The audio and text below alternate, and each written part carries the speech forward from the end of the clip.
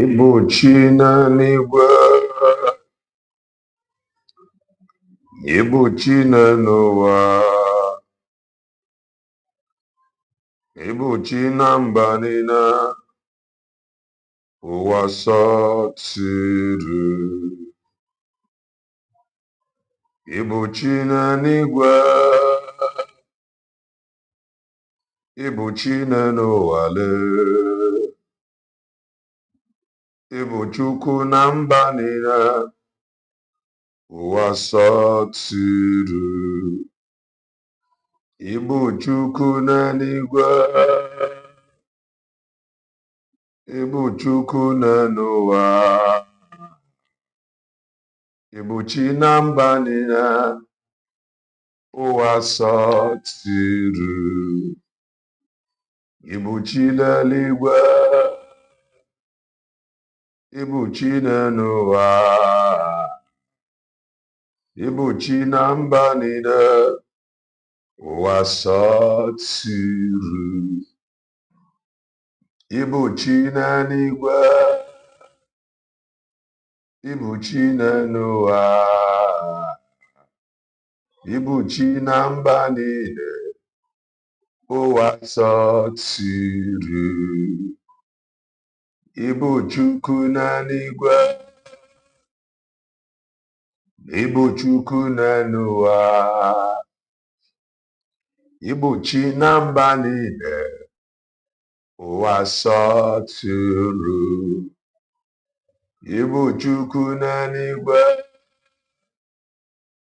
Ibuchukwu n'ụwa, Ibuchi na mba niile, ụwa sọtụrụ.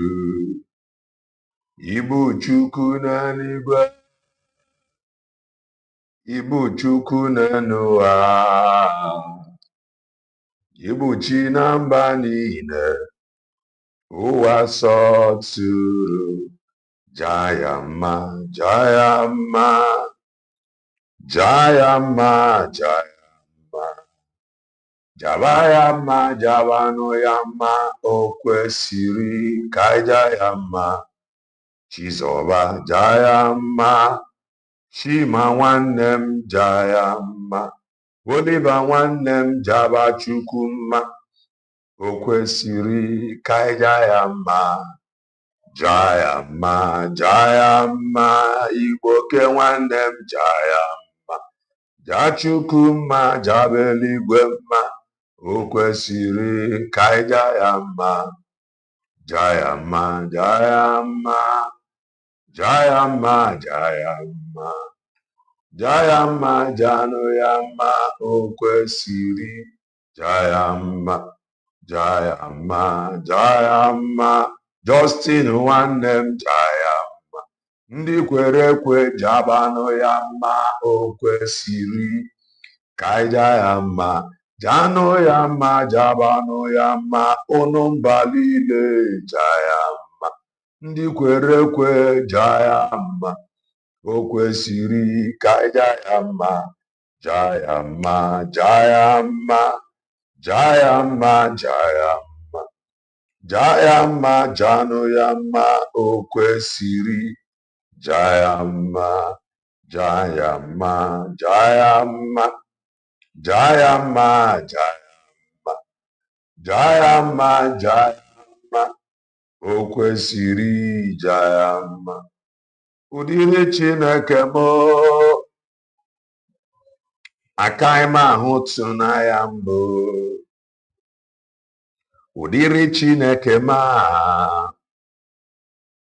akaghị m ahụtụ n'anya mbụ. Ụdịrị Chineke m, ụdịrị onye ọlụ ebube m,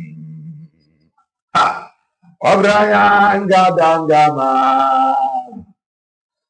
akaghị m ahụtụ n'anya mbụ. Ebulite ụzụ atụba m, onye ikpere m dị n'ala n'iru ya, akata ya isi ebu eme, akaghị m ahụtụ n'anya mbụ. Ọgaranya ngadanga m, mmụọ niile lo mmụọ ọkawo buru ụzọ ma mmụọ lelo mmụọ Shekinah glory Elohim Adonai ma ụdịrị Chineke m akaghị m ahụtụ n'anya mbụ ihe ọma nke ire anya akaghị m ahụtụ n'anya mbụ ụdịrị Chineke ma ahụtụ ya mbụ.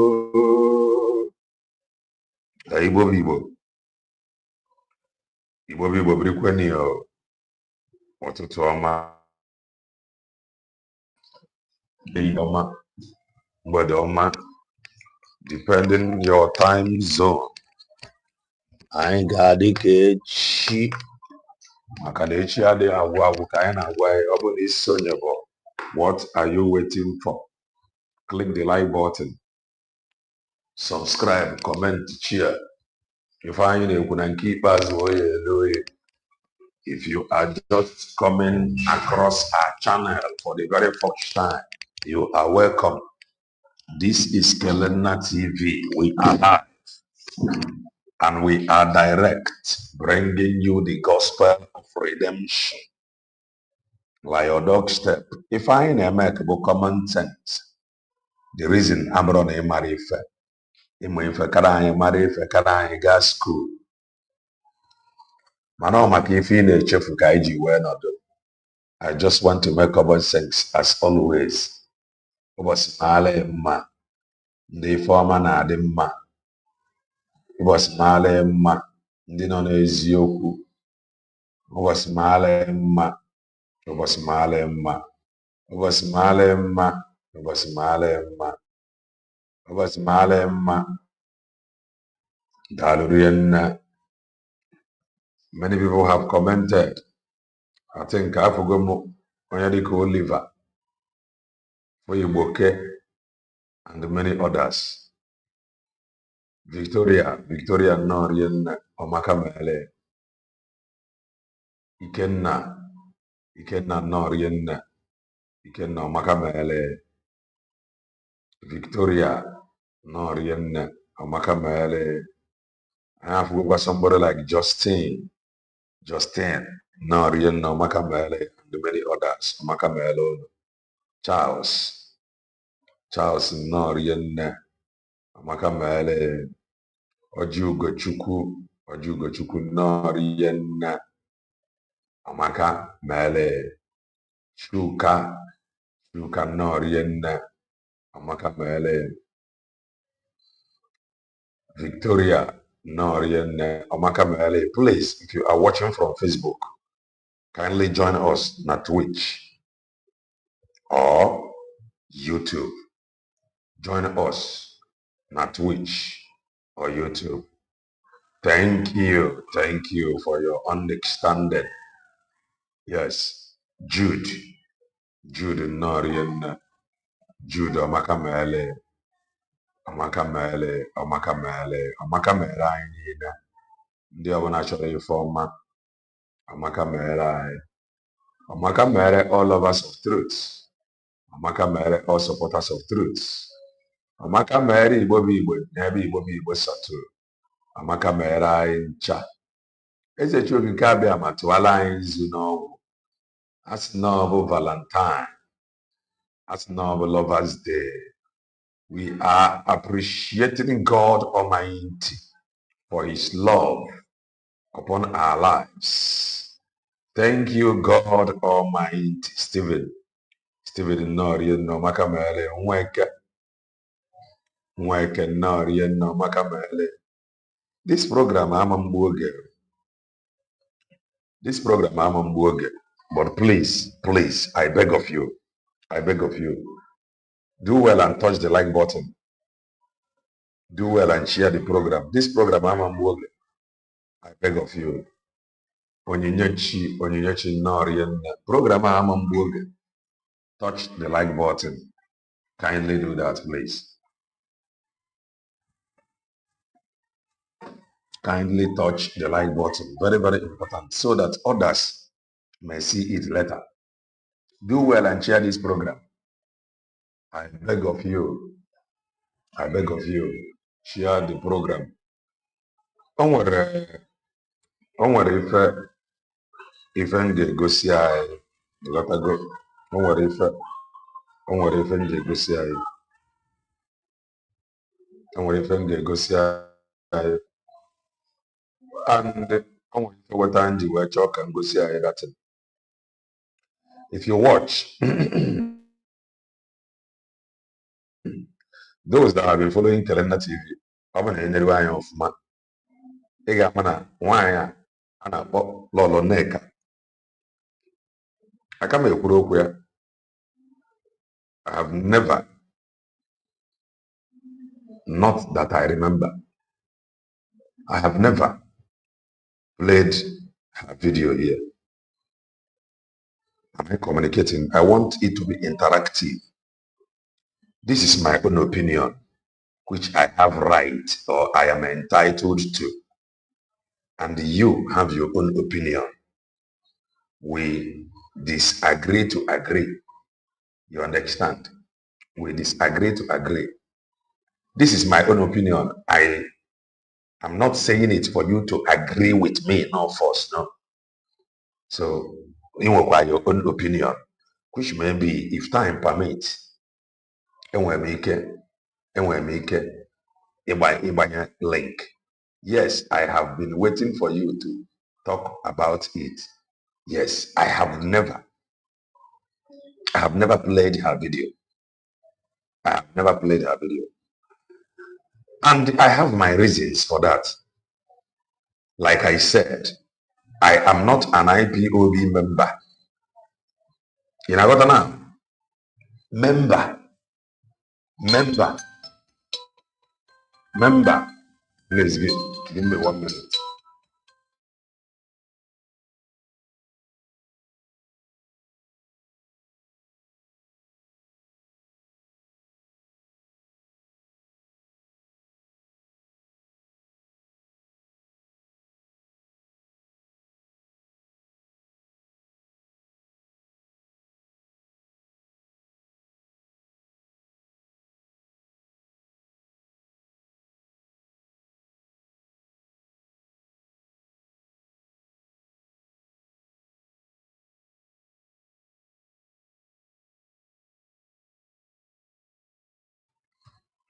Testimony, no, Makamale, testimony.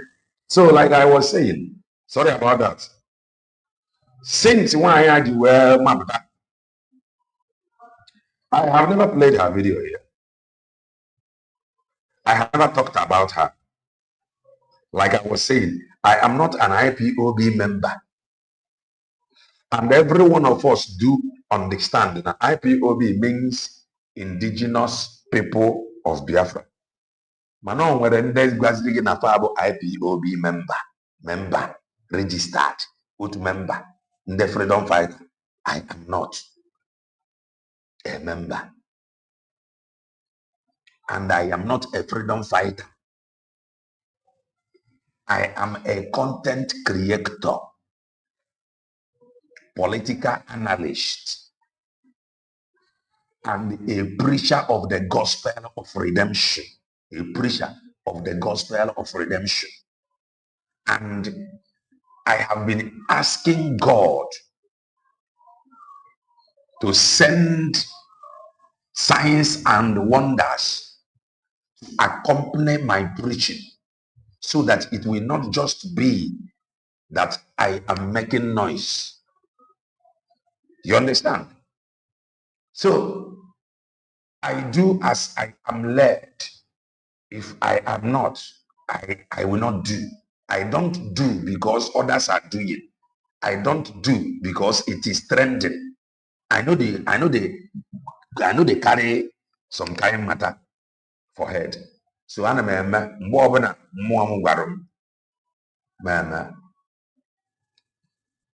woman, I have never talked about her. I have not played her video. That is because I can't remember There is more on to and I watch her program for 5 minutes. I don't even know her Facebook name. Talk more of you watch ya. You watch if only for 5 minutes or 3 minutes. I don't know her Facebook name. I don't even know. Ne Kachimezi Kana where George Norian. No. Also Norian. So Ne Kachimezi Kana where. Mana, I think Orwenoge. Just no. I am now led to talk. Those that call themselves IPOB members are the criminals the fraudulent DOS are using to commit their criminality. I got there to Mazi Nnamdi Kanu Ayaki Igbo. Please do well and share the program. Touch the like button. Mazi Nnamdi Kanu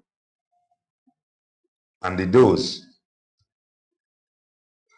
that claim to be IPOB member and in the Senafab DOS. Oruone mgbe faga adụ onwe fọdụ. Oruone mgbe faga esu nwere na this now. Kpọọ onwe fa meeting. Wee jụọ onwe fa ka fa chọrọ Biafra ka fa chọrọ Mazi Nnamdi Kanu.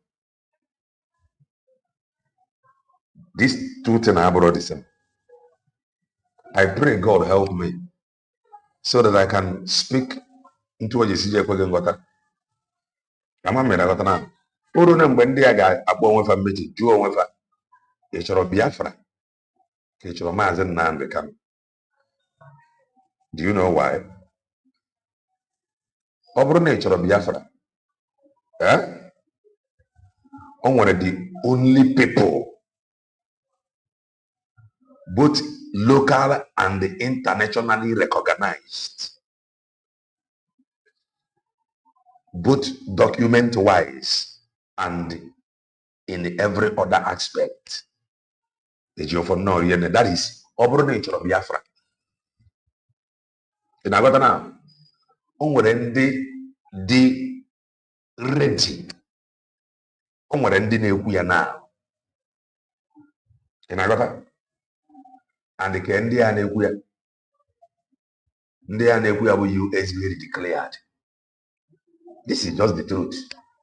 Like I said, this is my own opinion. You may not like it, but I want to tell you that I know to be truth. Getting on social media. USB declared about ndị na-ekwu okwu nwere onwe. That is, ọ bụrụ na ị chọrọ Biafra, it is a must. You listen to them. Mana ọ bụrụ na ị chọrọ Mazi Nnamdi Kanu freedom, or na ị chọrọ Mazi Nnamdi Kanu to come out and they get you Biafra, you got to be very careful. You know why you got to be careful? But there is now an agenda. There is an agenda now, to separate Mazi Nnamdi Kanu from Biafra struggle. Biafra struggle, not to IPOB DOS. There is an agenda to separate Mazi Nnamdi Kanu from Biafra struggle. And when that happened, Akaji Ageji Siziaike, Mbaka Gama, name any mistake by focus on Mazi Nnamdi Kanu rather than focusing on Biafra. I am not telling you to abandon Mazi Nnamdi Kanu. No. Mana o nwere lawyer, ya nwa na-agba mgba n'ụzọ o kwesị ịgba mgba. Ị na-aghọta na? Mana enwere ndị na-ekwu okwu nwere onwe wetara eji agwa gị na enweta recognition na the status of his case ga-echange. Ka ndị na-ene anyị nweta recognition, USB declared. I believe n'obodo Bongo ga-arapụ Mazi Nnamdi Kanu anytime soon. To me, Kelenna TV, or they are possible. Obuni believe ka Mazi Nnamdi Kanu pụta continue Biafra struggle. Biafra agafego stage of struggle. The only thing we are struggling with now is recognition. In agota ka isi ekwu ya. If I na struggle for now for recognition. Mana ọ bụrụ na ị na-eche ka ọ pụta and they continue struggle. Obodo bụ nga amaara bụ Mazi Nnamdi Kanu. That ihe a na-agba gị na-abụ the truth. Keep your emotion by the side here. Obodo bụ nga atụrụ Mazi Nnamdi Kanu life imprisonment. Obodo bụ nga anyị na-anaghị atụrụ Mazi Nnamdi Kanu life imprisonment. Ka a maara ya. Do you know why? Because far pụtago na ụfọdụ ndị be anyị. Why eji push this thing now to separate him from this struggle? Why na fe push the oge Mazi Nnamdi not here? Because Mazi Nnamdi is dragging Mazi Nnamdi Kanu to the struggle. Oh, leave Mazi Nnamdi Kanu, remove his picture, don't bring him to anything you are doing. Ora Poronia, if you're Mazi Nnamdi was dragging Mazi Nnamdi Kanu to demand people who know Mazi Nnamdi.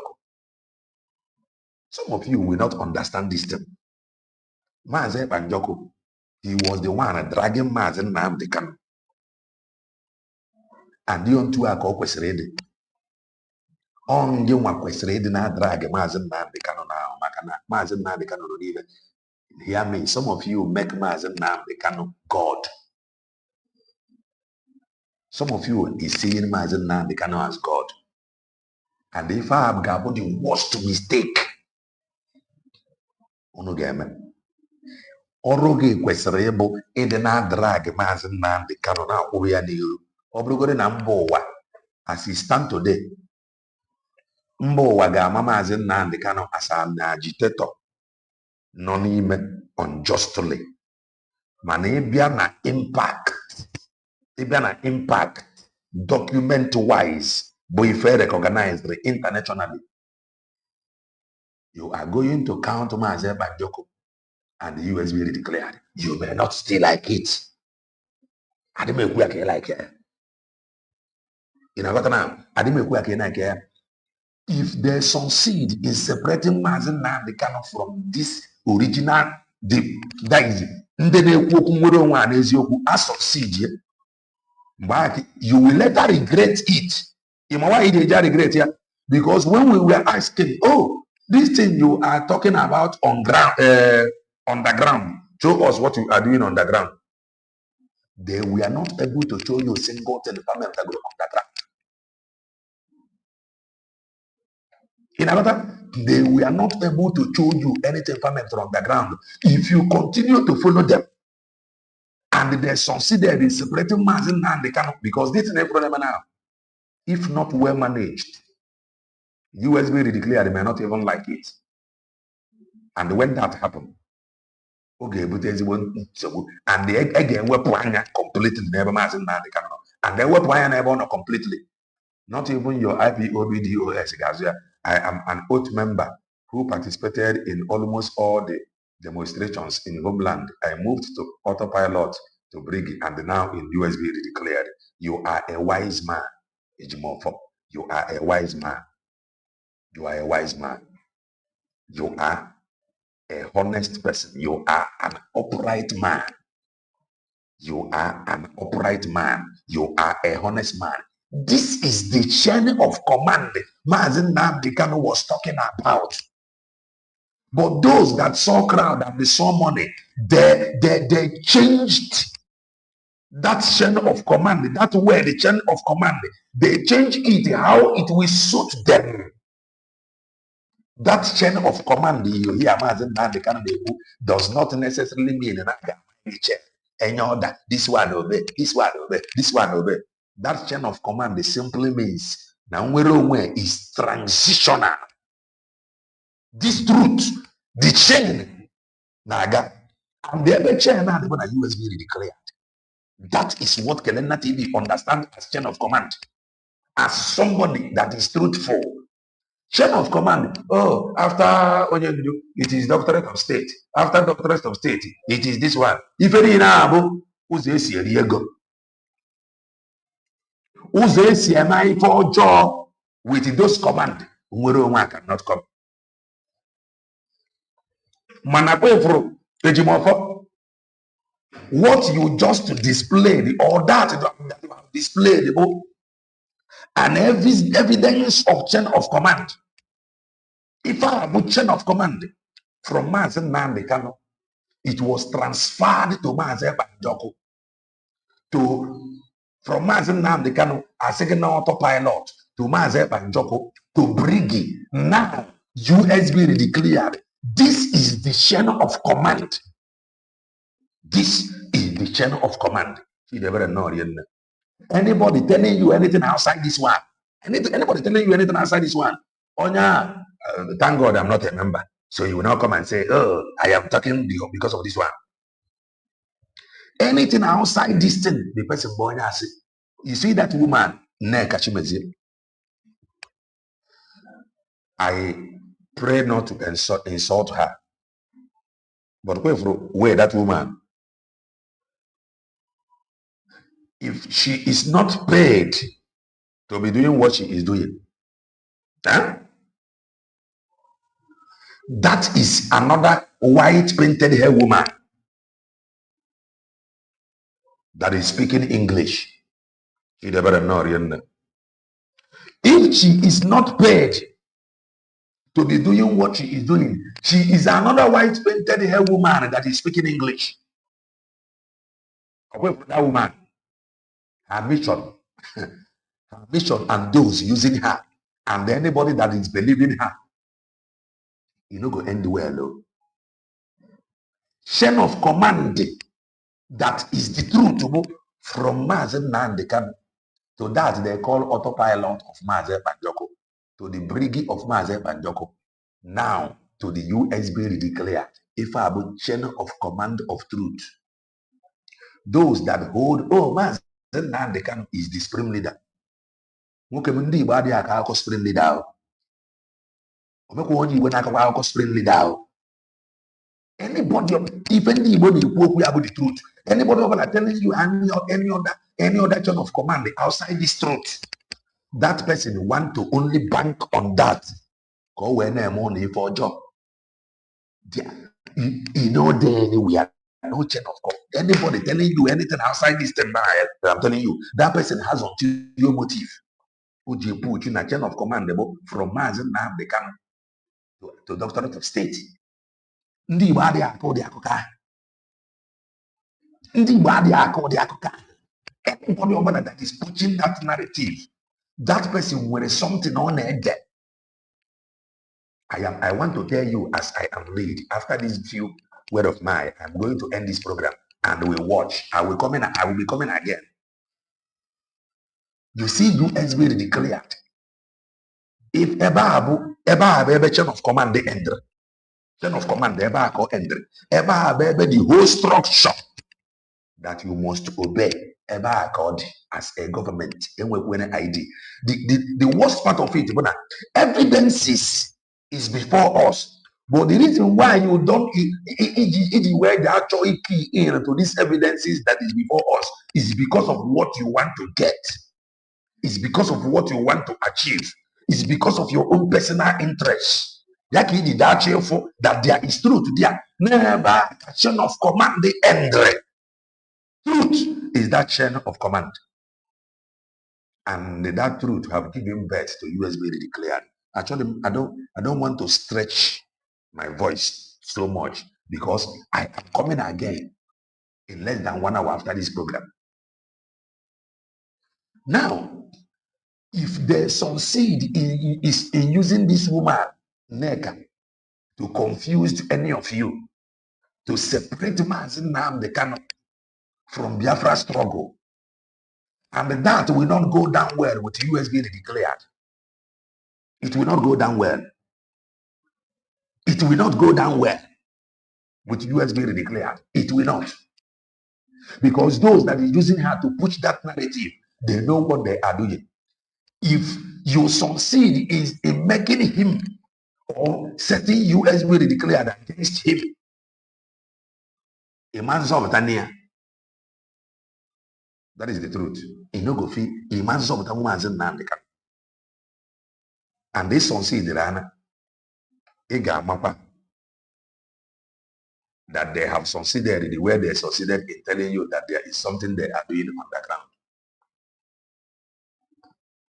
Don't help them to separate Mazi Nnamdi Kanu from Biafra recognition. Don't make them push this narrative that Mazi Nnamdi Kanu is giving order from detention. Don't make them to believe that he is giving order from this detention. Don't make them to see it as if there is no Mazi Nnamdi Kanu, no Biafra. Hello. Don't make them to see if there is no Mazi Nnamdi Kanu, there is no Biafra. Hear this. There is this argument that I came across on social media from that woman and the map. Because the video that I will play to you before I begin to say a few things again, both from that is a map. I want to commend map. Map is trying. But you see, Mazi Nnamdi Kanu family.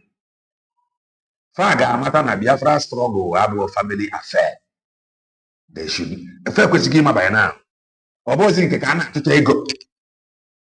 Family struggle have gone past this stage.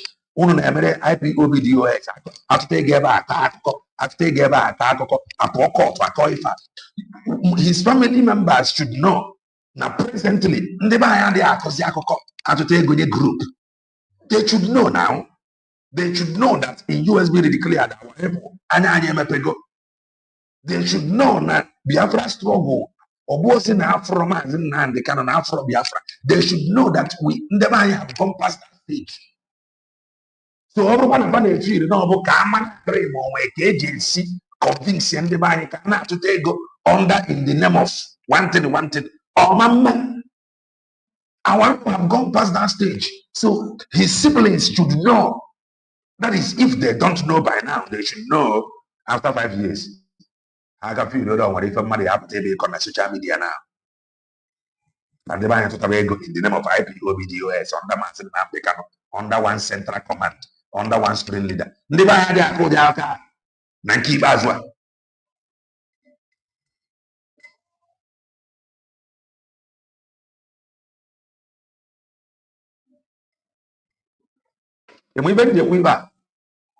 If you separate Mazi Nnamdi Kanu from this truth to go USB declare, Biafra, you don't go feel serve him. Manon when they Ghana me now, Kamana when CJ push narrative. A push the narrative. A push the narrative. Kafamata monwe KJC Chigata na Tuego under in the name of spring leader. Mazi Nnamdi Kanu, IPOB, Central Command. You know go happen. Omero onye dire di you know 1 naira if you do that. The only savior that you align with the truth. And what is the truth? USB declared. That is the only there. If you fail it,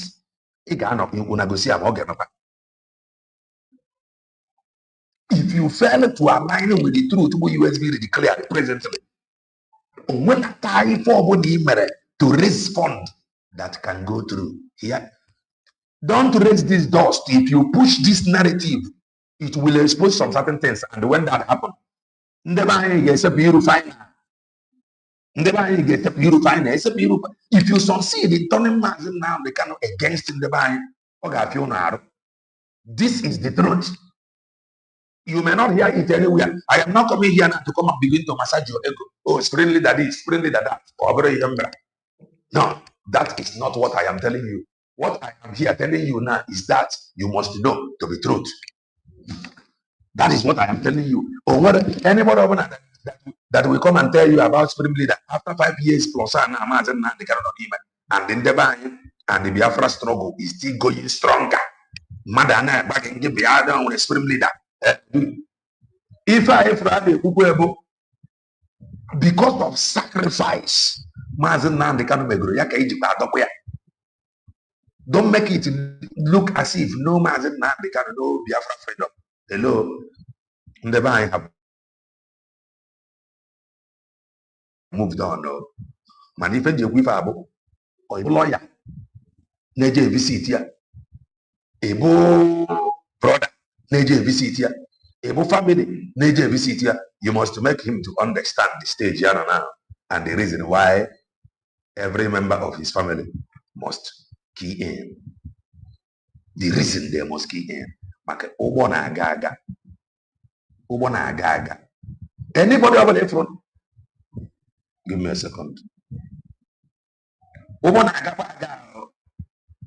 So if you think that there is, let us be doing it this way, and let us know if there is anyhow we can do it so that we can tell them to bring money. Please do well and touch the like button now. All the home Chineke is carrying this thing. Those on YouTube, please kindly touch the like button. Kindly touch the like button. Those on YouTube, kindly touch the like button. If they separate Mazi Nnamdi Kanu from USB declare,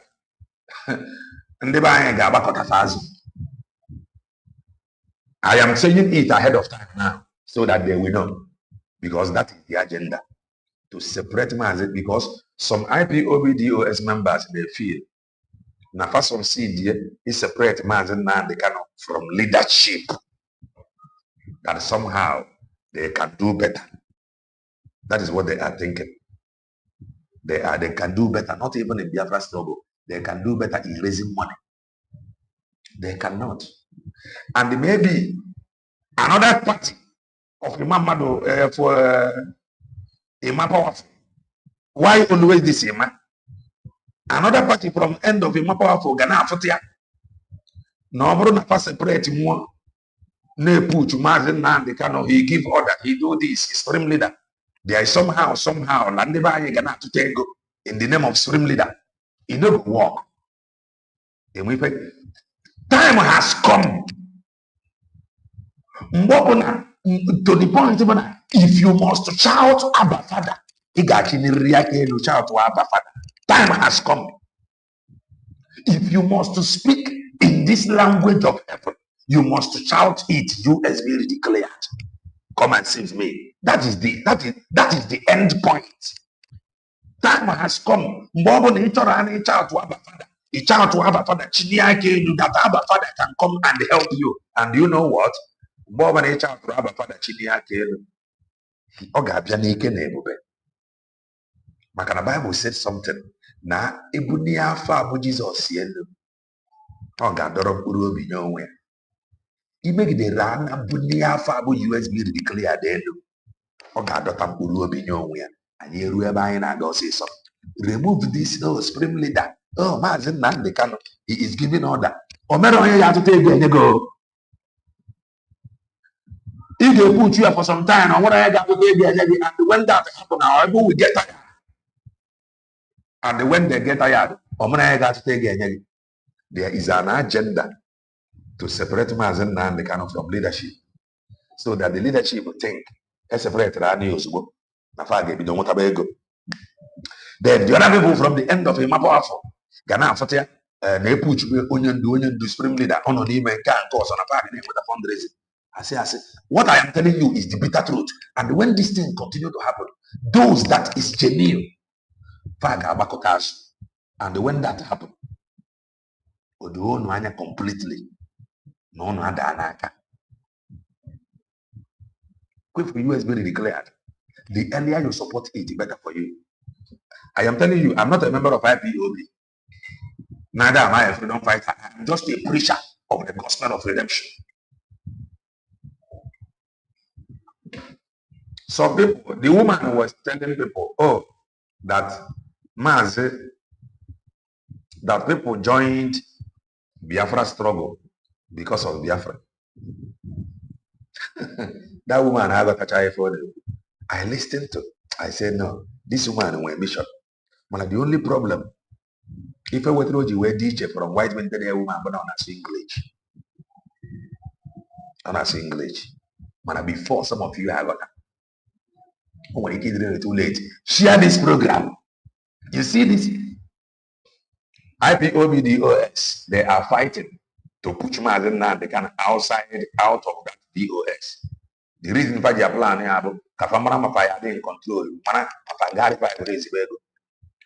The group of Emma Powerful and the Mazi Nnamdi Kanu family, Fagana Aga outside DOS. The reason for Kamara when they see what they go, they got the target for Kamara Mazi Nnamdi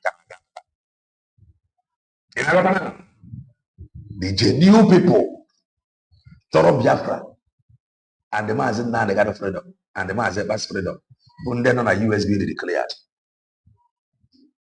Genuine people, Toro Mazi Nnamdi Kanu freedom, and the Mazi Bas freedom, and the Biafra, part of Biafra, freedom of Mazi Nnamdi Kanu, and the freedom of Mazi Bandoko, far then on a USB declared. The authority of state to push Mazi Nnamdi Kanu for the past 5 years, or can family, and they are not even ready to do anything. So the reason, if you want to put Mazi Nnamdi Kanu out, it is not going to work.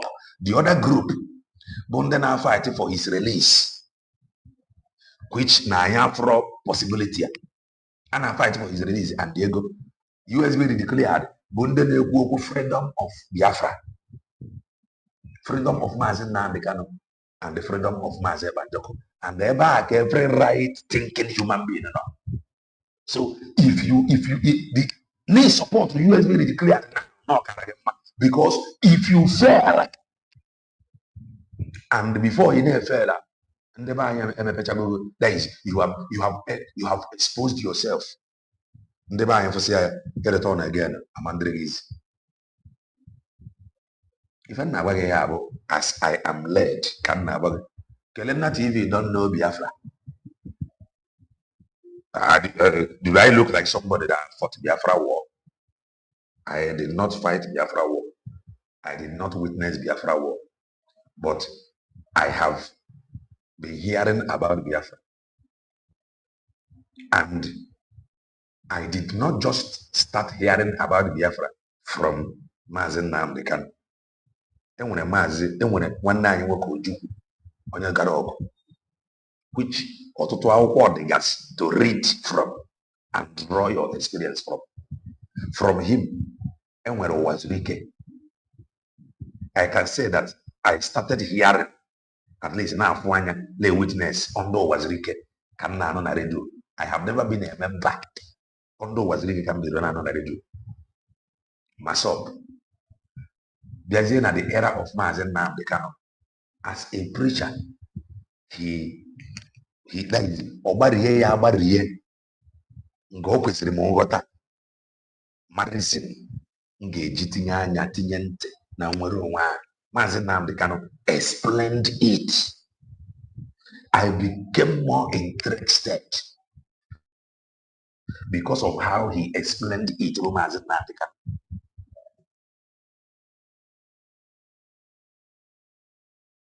Nnamdi Kanu bonye wetara nji na-ebido pay very much attention to nwere onwe and okwu nwere onwe. You know what now? But that very woman, her argument book that everybody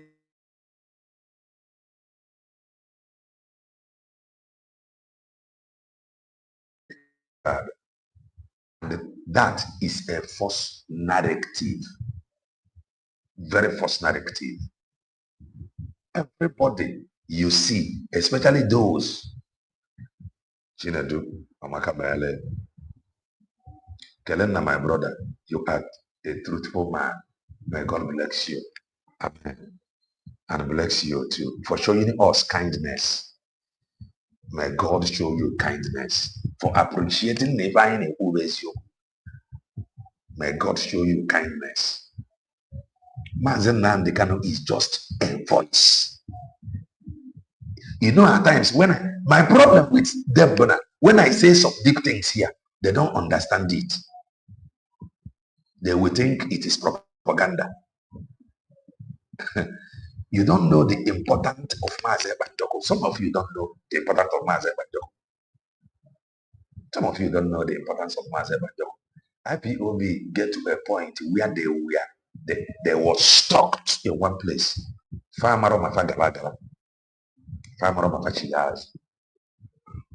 Mazi Nnamdi Kanu was helpless preaching this very gospel. Omaro the next step. This is the truth. He was stuck in one place until he saw a helper from afar off, whom he knew not. He was desperately in need of a helper. Desperately in need of a helper. He was stagnant. The only thing I want to offer me and he was doing it very, very well until he saw a helper. He quickly embraced him. Listen to him. Share his broadcast. He is bringing new dimension to this very awareness that we are making. He was just making awareness, creating awareness. How can we preach this gospel for some people to understand it? When you preach it as you are led, they will tell you, oh, you don't like Mazi Nnamdi Kanu. Oh, you hate my Igbo Luku. I never even hate all these people that is constituting nuisance on social media. What happened, Mazi Nnamdi Kanu, who opened my eyes to see the need to know the importance of Okunweronwe. Man, he was just a voice. They confused. If you don't know it today, they confused. Only preaching. Until he saw a man. Look at him. He is bringing new dimension. Listen to him. Share his broadcast. He is bringing new dimension. And the man said, Manjoko appeared. If you don't have anything like table, I am going to bring something. How can we preach this thing before Ndeba? If only you can remove Otutu ego from Anaginapo, remove money making from your brain, you will understand this thing that I am telling you. If you succeed in separating Mazi Nnamdi Kanu from this truth, we USB really clear. The end point agitation is succeeded. Sorry, bring your name. I don't care. I don't know how you will understand it. But how matter the next phase. No matter. If run now, battle of who will be in control. Manande Amaron and Debay cannot buy such market again. Forget it, our people cannot buy it. Oh, Supreme Leader. Oh, Onyendu said, Onyendu give order. And we were asking them, what if they receive Rosie tomorrow from Onyendu? Can you please stop the agitation? He's a human being. What will you do? That is when you will now say, no, we disagree. Mazi Banjoko was the one pulling Mazi Nnamdi Kanu. What was he doing? Mazi Banjoko have never presented himself. Only present Mazi Nnamdi Kanu always. And the reason why that he no, he failed. Then what do you have today? Mazi Banjoko, who presented the Mazi Nnamdi Kanu. When so USB declared, I cannot present Mazi Banjoko. But I want to say something here. And I have been saying it. Oh, I can see where. To make sure that Mazi Banjoko. Mazi Banjoko is very, very important. Very, very important. Oh, they will come now. Oh, Kelena TV. You are saying that Mazi Nnamdi Kanu is not important. Not important. You see Mazi Banjoko. Very, very important. That one, very important.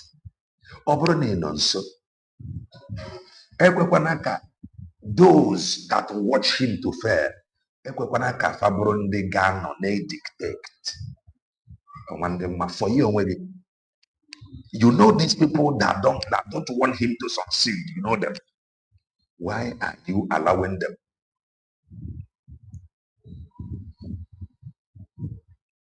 Makafane presenting with as in the in charge. So I have explained to you how I began paying more attention through Mazi Nnamdi Kanu, not Biafra. But you see that woman, the brutal, Neka. Now, let us go and listen to map. Let's listen to map. If you got you chain of command. Ebo and the USB declared. Ebo about the command point, end point of command and control. End point agitation. Ebo chain of command. Ebo I call end. Anybody will telling you any other chain of command. That person will refer the person is not for Biafra. Manefe Gajo, do you want Biafra or Mazi Nnamdi Kanu?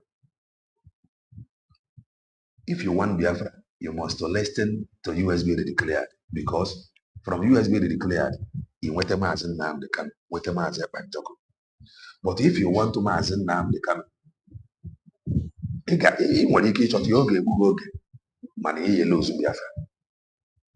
Mana ọ bụrụ na ị mana ị na-esi esi na ịchọrọ nwere onwe, USB declared Mazi Nnamdi Kanu in extension Mazi Banjoko. That is how it will go. If I don't into it, thinking, oh, there is somehow they will do fundraising. Onye do supreme leader. No, can they buy with ego? In the few weeks, Koga work, going forward, the man works. And the man them. And the man them. That is the truth. Now, let us listen to map.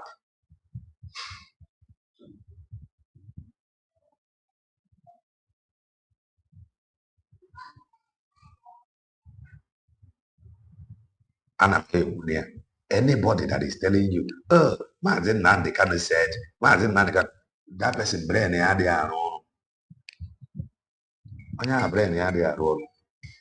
or anybody coming here, some of you should know. White painted hair woman visited Finland, the Potter. And what the Mazi Banjoko said, Mazi Banjoko did not say. And that must not stop USB declared. My white painted hair woman visited Finland, visited Mazi Banjoko. Mazi Banjoko said, Mazi Banjoko did not say the rather the message will stay where you are. But make sure if you are a human being. That message is very, very powerful. You see this woman, but I am telling you 3 things. 1, natural doctorate of state. The reason why he has a doctorate of state, when I go in control, not for Biafra, because they are equally stagnant. Ego. Number 2, supreme leader. Supreme leader. Both family of Mazi Nnamdi Kanu Choroko Opota, which is normal to every brother. Number 3, USB declared the Choroko Mazi Nnamdi Kanu. And if I am Mazi Nnamdi Kanu's family, I am going to embrace USB declared. When that happens, all this confusion and distraction will end. Everybody will automatically join force with if I maybe until that happened, you may shout about Biafra and the freedom. From now till Jericho, it's not going to happen. You must identify with this truth, this structure. Maybe heaven is just waiting for us to take that bold step. More than if I take that step, even the world will be shocked that finally they are now speaking with one voice. I want USB declared the meeting. I'm going to meet USB declared. That is the truth. If that can happen, the world will fear us. Bongo will fear us that finally they are speaking in one voice. You could see take this to the bank. If I'm not guessing, I speak as I am led.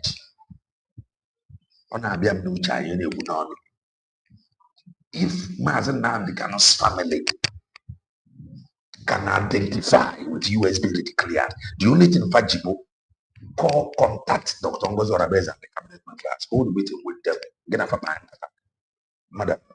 If you in a let's just pretend as if you know it not. If you in a can you swear may the genuine and the sincere let them give you their word. Put up publicly where and watch how things will turn around. Things will turn around. Things will turn around. Things will turn around. Things the world will see how united we are. Mazi Nnamdi Kanu ka grant citizenship nke Georgia. Kwa Dr. Ngozi Oraveze no Georgia. Anọkọtazi ya nọ ndị gagasịrị ozi a afọ nọ na-enwe united force, united house. I don't know if I am communicating. Don't mind my voice. I am trying to preserve it because I am coming in less than an hour after this program. Am I communicating? The world is waiting for our unity. The world is waiting for our unity. I am not beating around the bush. The world is waiting for our unity. Dr. Ngozi Oraveze then a letter. Trump will respond. The same America recognized Mazi Nnamdi Kanu as a citizen. The world is waiting for our unity. That is when we will know that we are serious. If you are genuine, the family of Mazi Nnamdi Kanu reach out to US News declared. Let them declare it publicly. The world is waiting for our unity. I am not an assist. Supreme leader. You don't know.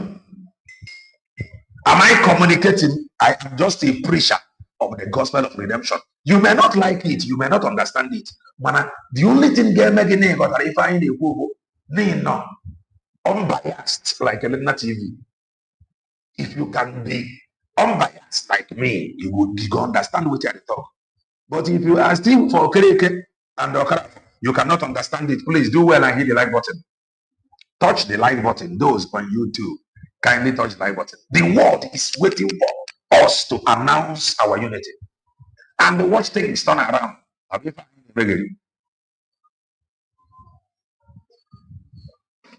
Other ethnic group or groups, they are waiting for our unity. Announce it.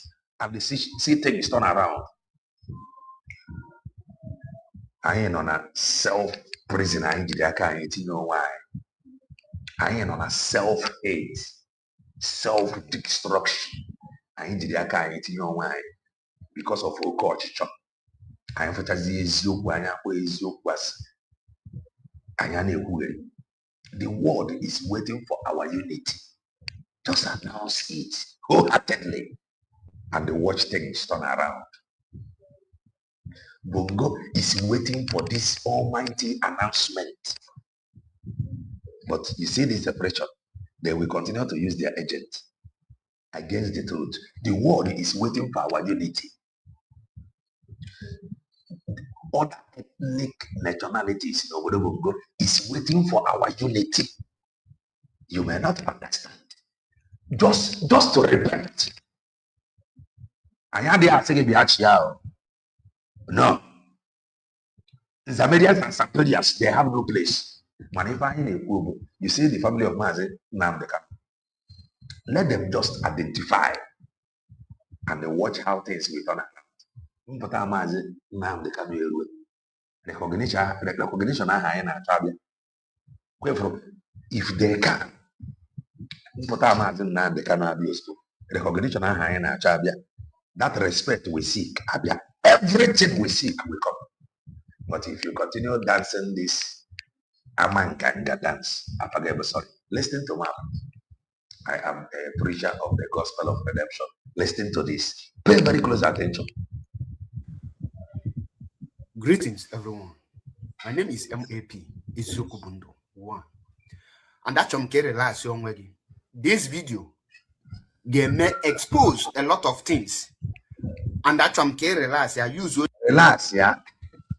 Relax, this video may expose a lot of that is if you want to listen to if you want to listen. I don't know. I have been struggling to play this woman's video. I don't know why. I don't know. Because I have assessed that woman. I've assessed that woman. More man nagideria. More man nagideria. More man nagideria. I've assessed her. More man nagideria. Calm down. Listen. We're through to the here. Your number 6, because one of my job is to protect the image of Mazi Nnamdi Kanu and to protect the IPOB. He said that one of his job is to protect the image of Mazi Nnamdi Kanu. Those that have been following Kelena TV from many years ago, I know we ever na ọrụ anyị bụ ka anyị dọtapụrụ obi nye nwanne anyị nwoke na-arụ ọrụ ọma bụ Maazị Ebanjọkụ. Anyị na-ekwu ya ebe a ka anyị dọtapụrụ obi ya. And I do say it here. Apụtara m oge na-emegbu Maazị Ebanjọkụ emegbu. Apụtaghị m oge Maazị Nnamdi Kanu na media team and the EOS na-emele ifefa. In fact, then I wasn't even paying attention. That is the gospel truth. I'm not paying attention. Because ejigo m anya na-emeli of ụmụ Chineke na social media. I have taken out time. I have taken out time to listen to many ụmụ Chineke and how they do their ụmụ Chineke still and all the Mamara. Listen. Mazi Nnamdi Kanu build, and he formed it and built it. So as an IPOB member and as a media personnel, I owe you nothing but the truth. And anyone who comes against Mazi Nnamdi Kanu will definitely come for me. So you will pass through me before you will get Mazi Nnamdi. Chetakwa ife anyị na-agwa gị, ị chọrọ nnwere onwe ka ị chọrọ Mazi Nnamdi Kanu. Ị chọrọ Mazi Nnamdi Kanu. Ka ka na-esi ya eti ya n'aka sọ tupu ọ ghara ịghọta ya.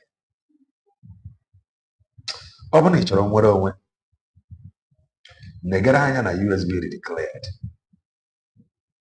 Were USB redeclared gaa afọ nnwere onwe Mazi Nnamdi Kanu.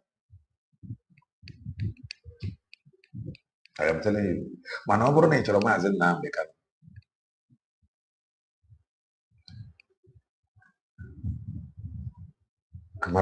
mana ọ bụrụ na ị chọrọ nnwere onwe, kwuchila nnwere onwe bụ ife ị ga-achọ. Chọọ Mazi Nnamdi Kanu. Chọọ USB redeclared. From USB redeclared, chọọ Mazi Nnamdi Kanu.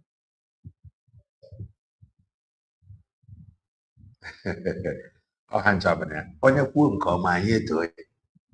Onye kwuo nke ọjọọ anyị aka ọrịa. Listen. Some of you will not understand how these things work. Many of these people here for now, many of them must have been misinformed until they begin to think on their own. Many of them must have been misinformed. Man, fought Mazi Ebanjọkụ, the Gumi, Mazi Ebanjọkụ Gumi, Mazi Ebanjọkụ Gumi. They have practically fought everybody. You don't have to hold it that strong against them, because many of them must have been misinformed. Very, very careful misinformation by then I can get there over forever and ever. Ọtụtụ ndị mmadụ ejigo maka misinformation kwafuo ọbara ma ife adịrọ mma. Now that they are, if you are following anybody,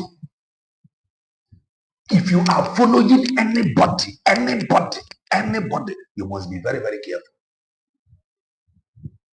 Where your own boundary, where his or her own boundary. Today, I never sit at home. Oh, this foreign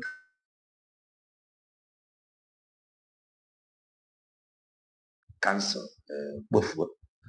What if, hear me well, what if no were the G that sit at home and the gara gara wee mee ife adịrọ mma.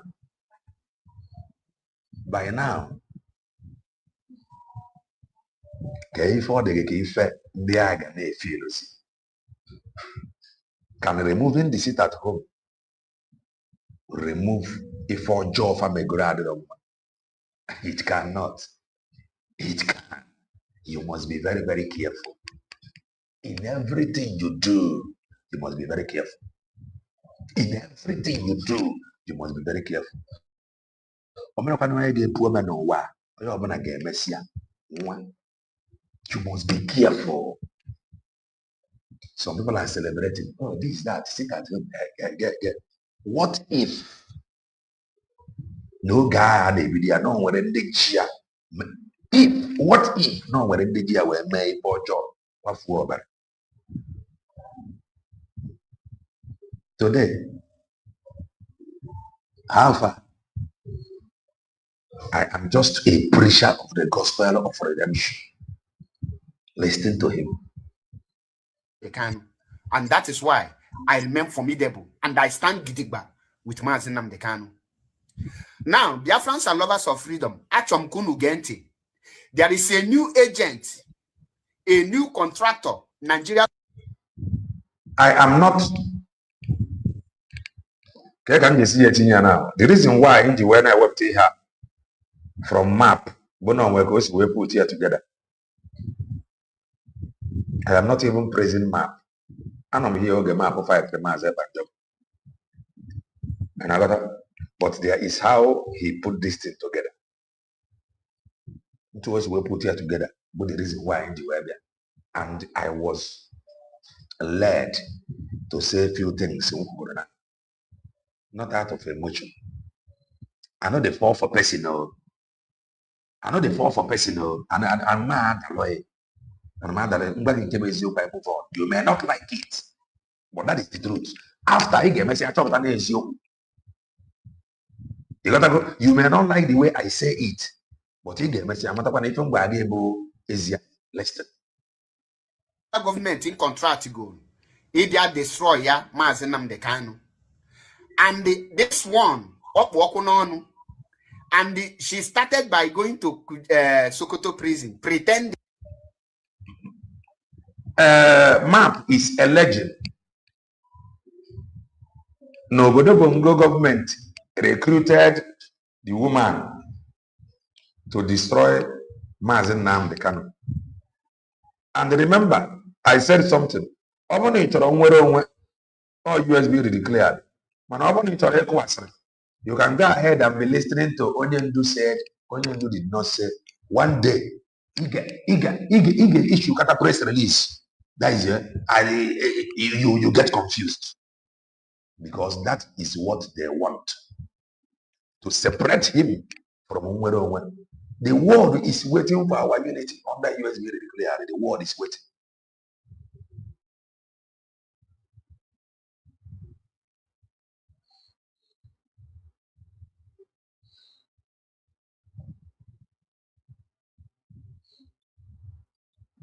What did you declare in Finland on November 29? She changed the date of the declaration. You see,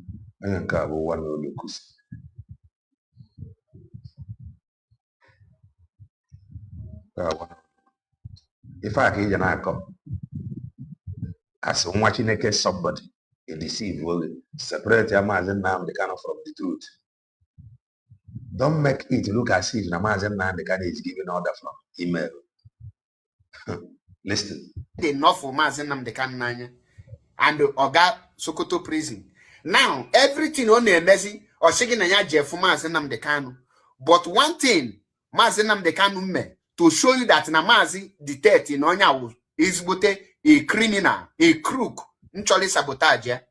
Mazi abanduge not to visit him in prison again. Kedonya in kumakia, this woman on nafunenu here. Lolo ne kachimezi. Yes, it is shock because of the past all goal. Or no Nigerian government exposed, right? Yes.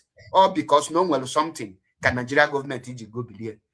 Also no what I am go. And now why am I going to Nigeria government exposed? I come out for After anyway, I'm not even here to expose Obodo. On there, this confusion is among us all have a problem. Obodo is not my problem. The world is waiting for our unity. Other ethnic nationalities in Obodo is waiting for our unity. The world is waiting for our unity, and the care that unity you have under USB declared. That is just can Mazi Nnamdi Kanu, his lawyers, his family identify with USB declared things. Anywhere I talk to you, don't listen. The world is waiting for such unison. We fear that unison. You see that unison, they are going to go gaga. Other ethnic nationalities will now take us serious. When you see this confusion, Obodo love it. And if they succeed in separating Mazi Nnamdi Kanu from this truth, they will fail because they have once made you to believe that they are actually doing something on that ground. And today, you know that they are doing nothing. If they continue to push, tomorrow they will still fail. So if they can stand Gidiba, USB declared, that is what the world is waiting for. If I ask one of the last miracles, one of the last miracles. Now here you go believe because no Nigeria government have go that now or somebody in the Igbo agent. Now he go believe. Not somebody in the Igbo agent. Our ego is too emotional. Listening to one. There is one thing about me. There is one thing about me. When I listen to, and I grade if when I listen to somebody now, and I grade with two categories. If I am listening to you now, and I get into two things. One, need genuine. Two, that you are well read and you know what you are talking about. If I have the two ways, one,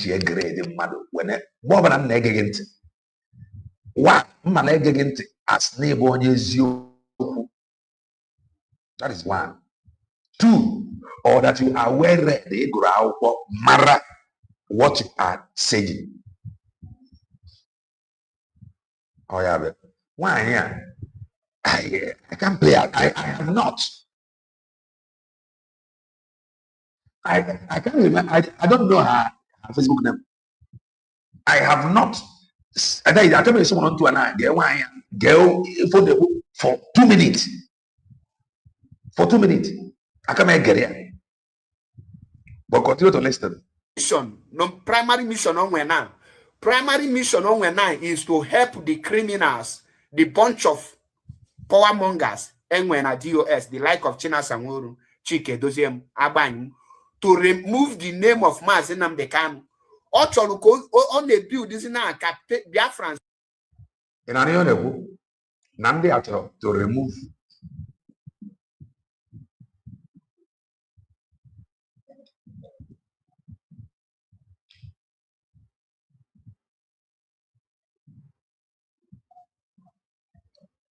Na fact to remove Mazi Nnamdi Kanu. The reason they get na abaleka na fact na fotia.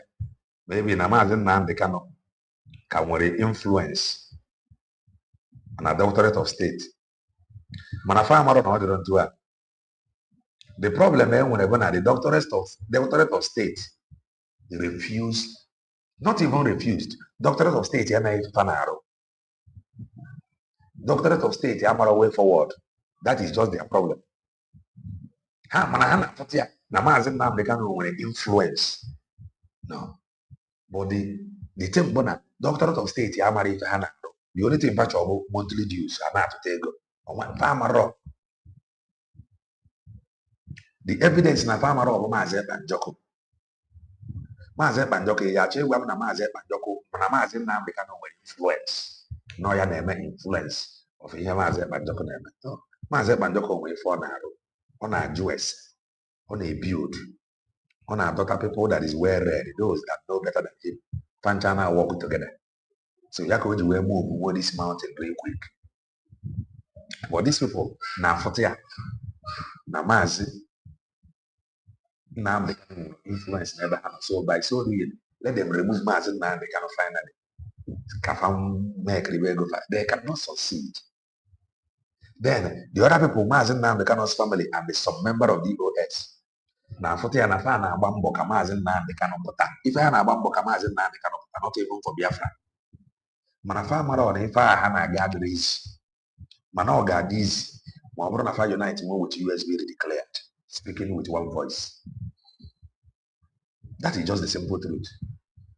Let's continue to listen. Develop a doubt on the power of Mazi Nnamdi Kanu and the genuity of Mazi Nnamdi Kanu. You want a post away from power of Mazi Nnamdi Kanu. Be many of you got bambo by the side. I don't know. Power of Mazi Nnamdi Kanu map. I'm not on power and no draw career from. Our people just loved Mazi Nnamdi Kanu. There is serious gang up. There is serious conspiracy against Mazi Nnamdi Kanu. There is serious conspiracy against him. I have been seeing some write-ups and joining that write-up with move mine. There is serious conspiracy against Mazi Nnamdi Kanu. The earlier you will do something and embrace USB to declare, the better for you. Upon and they are now conspire fast on seed. Yeah? All got the difficult. They let their way.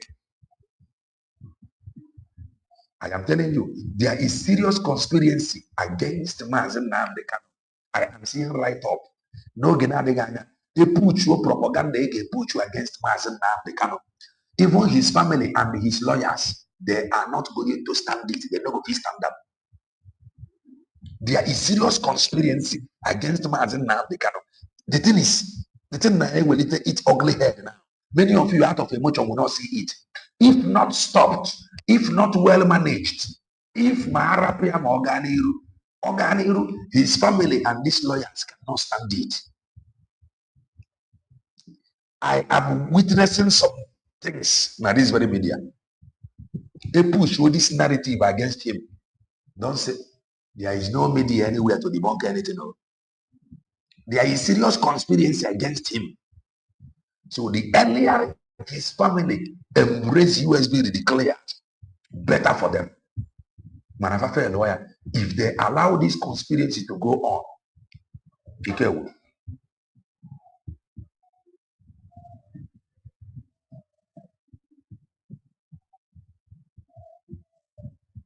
Okay, it is now Ngozi that destroyed the Biafra movement. No longer Mazi Banjoko. Okay, it is now Ngozi. Obozi Mazi Banjoko. Okay. It is Ngozi that paid neck to be saying what she is saying, right? It is now Ngozi. Continue. Some more comments from you. I block you. Listen. Pray now, but that Mazi Nnamdi Kanu have been bought over. That Mazi Nnamdi Kanu speak what Nigeria government wants him to speak. Okay. I will not say a word here without evidence. That is why when I told you that I am MAP, Izioku Bundo, I don't come out and just start yapping. I come with proofs, evidence. Now, without taking much of your time, listen to her. Ebona Asigi, Onye Nabula IPOB member, who don't know how IPOB was formed or how do IPOB operate, who don't know the modus operandi. I have asked before, why?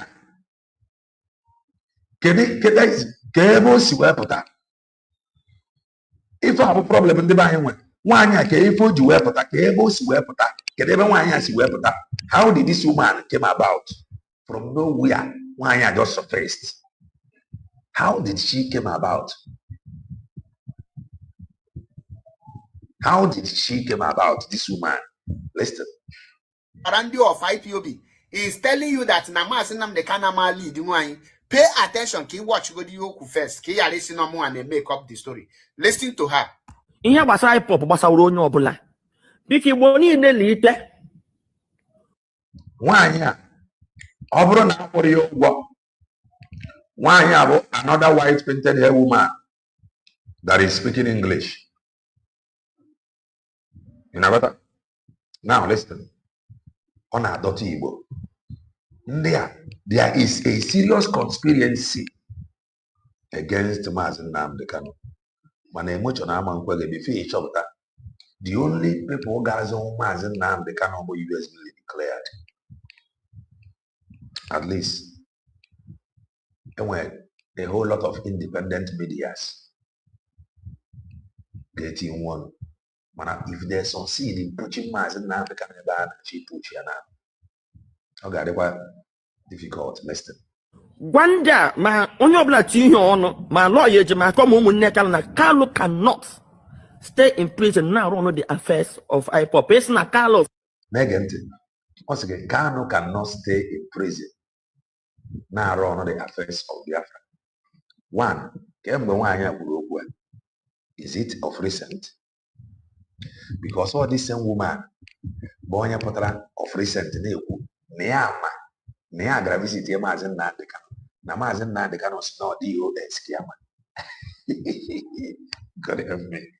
There is serious conspiracy against Mazi Nnamdi Kanu.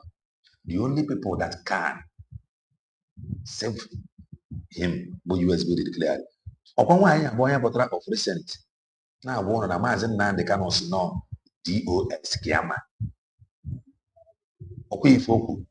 Somebody on social media, please, can somebody remind me now? Don't be waiting to talk. Then, video. This is not AI, it is her. Maybe this is her old video. Because of recent other visits to Mazi Nnamdi Kanu, making you to believe that Mazi Nnamdi Kanu can actually be in detention and be controlling. If an hero, because she said no DOS, but according to this same woman. But here, this woman is saying that Mazi Nnamdi Kanu cannot be in prison and be running the affairs of IPOB. But this same woman of recent is saying, now Mazi Nnamdi Kanu is not IPOB. Now, if IPOB says goes, are you putting the doors together? Or to those that is listening to her, I am not. Maybe this one she have said it before. Before Potassier now. When I want to imagine now they cannot know IPOB the US. There is an agenda. One year they push. Or now 1 year about another white painted woman that is speaking English. I am telling you. Now listen. Let me take it back. That Mazi Nnamdi Kanu cannot be in detention and be doing IPOB. But she recently told you that Mazi Nnamdi Kanu said no DOS. So she is now, or not that he can actually be controlling from prison. Listen. Pay attention. Can you watch go you first? Can you listen no more and then make up the story? Listen to her. Ihe gbasara IPOB gbasara onye ọbụla. Biko Igbo niile liite. Gwanda ma onye ọbụla ti ihe ọnụ ma lawyer eji ma come ụmụnne Kalu na Kalu cannot stay in prison now run the affairs of IPOB. It's na Kalu say in a directive. It's na Kalu say in a directive. But not just of recent. This same woman is na Kanu's. I know one play this woman. This woman, bro. This woman no follow. This woman no follow. Even I was told that she said something about Dr. Ngozi Odemezi that I should talk about her. I did not even watch the video. This woman, bro. There is an agenda one here is pushing. There is an agenda one here is pushing. I don't know why I am not paying attention.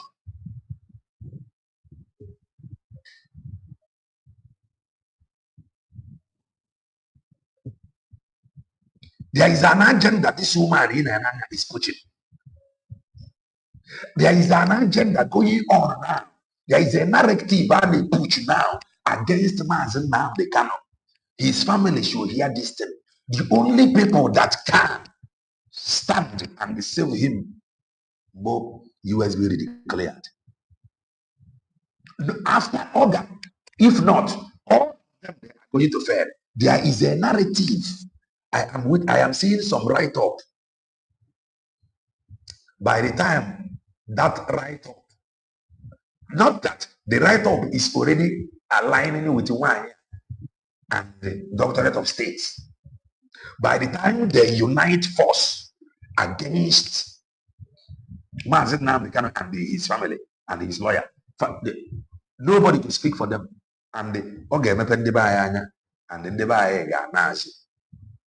must embrace USB declared now. Failing to do so, go and write it down. Keep your emotion by the side. Something is happening. Something is happening. Let me take it back. Maybe you don't understand. Of recent that was shouted that Mazi Nnamdi Kanu said that it is the DOS. Maybe she have said this before.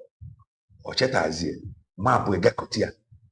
If I now join this her recent voice in social media that is going viral. Oh, Mazi Nnamdi Kanu, Doctorate of State. Even those in Doctorate of State department, they are sharing her video, telling you now about the voice of now. Let me shock you. You see this Doctorate of State, all of them and their media team, they have failed woefully. If they are paying this woman, I tell you, they have spent heavily on her. I am saying, if this woman is working for Doctorate of State, and the Doctorate of State is paying her, they have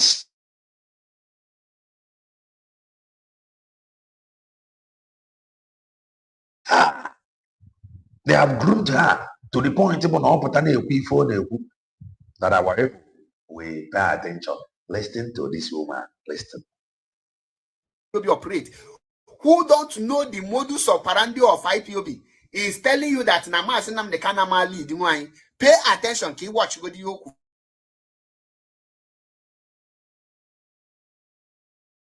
and they make up the story. Gwanda ma onye obla tinye ono ma lawyer je ma come umunne na Kalu cannot stay in prison now run the affairs of IPOB. Person na Kalu say in directive. No. So okay there.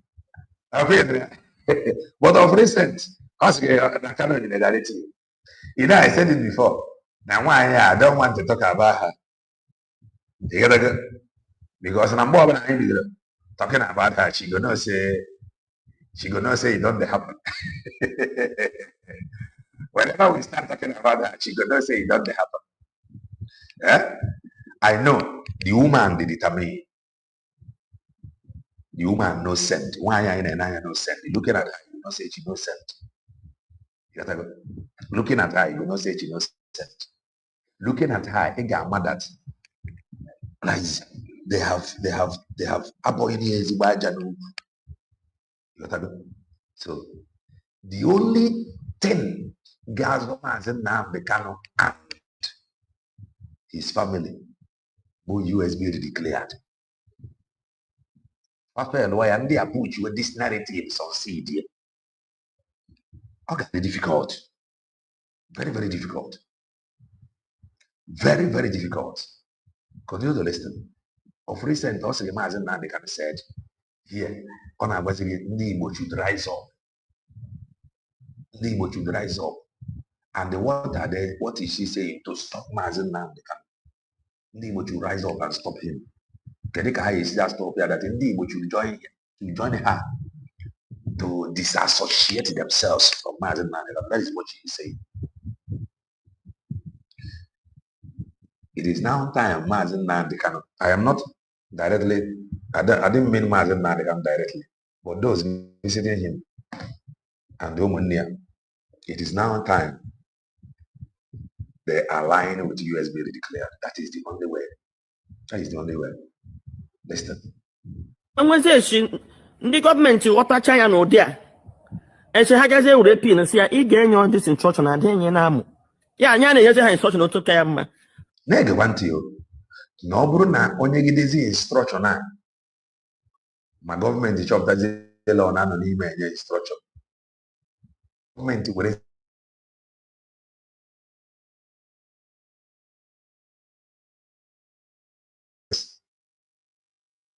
and any press release agara network and any press release agara. That is why I enjoy jogging. Okay, and oh, Mazi Nnamdi Kanu order when you sit at kind cause I said so tomorrow. Mazi Nnamdi Kanu put time. Or tomorrow, no, seriously, forget we were asking this question as if we know that some of these videos will come up together. When we were asking this question, that is to say, now one day, you said, so you gave believe you, and nobody. When I order, Mazi Nnamdi Kanu, people announce me on social media, may your bills possible. And if you have different opinion, you will be tagged Sabo. This is this woman some months ago, and now she is telling you that that Mazi Nnamdi Kanu cannot be giving order. Who is this woman working for? Who is she working for?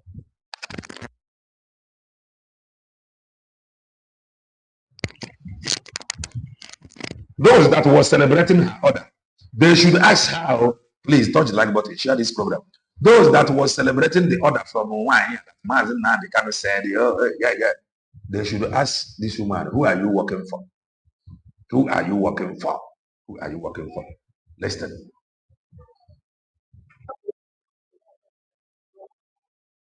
Forever. Okay. So you can just come out and read. Onyendu said, we are obeying our Onyendu Supreme Commander. Why that told you that Mazi Nnamdi Kanu said, was saying a few months ago that one day no, I'm sitting no more Biafra, and he will obey.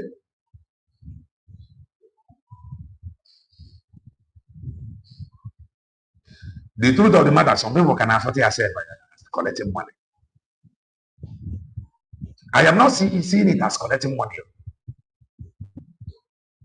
I am not seeing it as collecting money. If I get a poor, nah, yes, I know what who have money to give Mazi Nnamdi Kanu? Some of us just they hype one kind of thing like that. Oh, but goodness no send you. Everybody know money is good though. Mazi Nnamdi Kanu no need. I put Mazi Nnamdi Kanu work for what? On your patch, they go to Wayanga. According with I have work for what? On your if you're gonna sign document and do what? A year ago. But I will be a fan on top by it. We're gonna we are not able to go outside.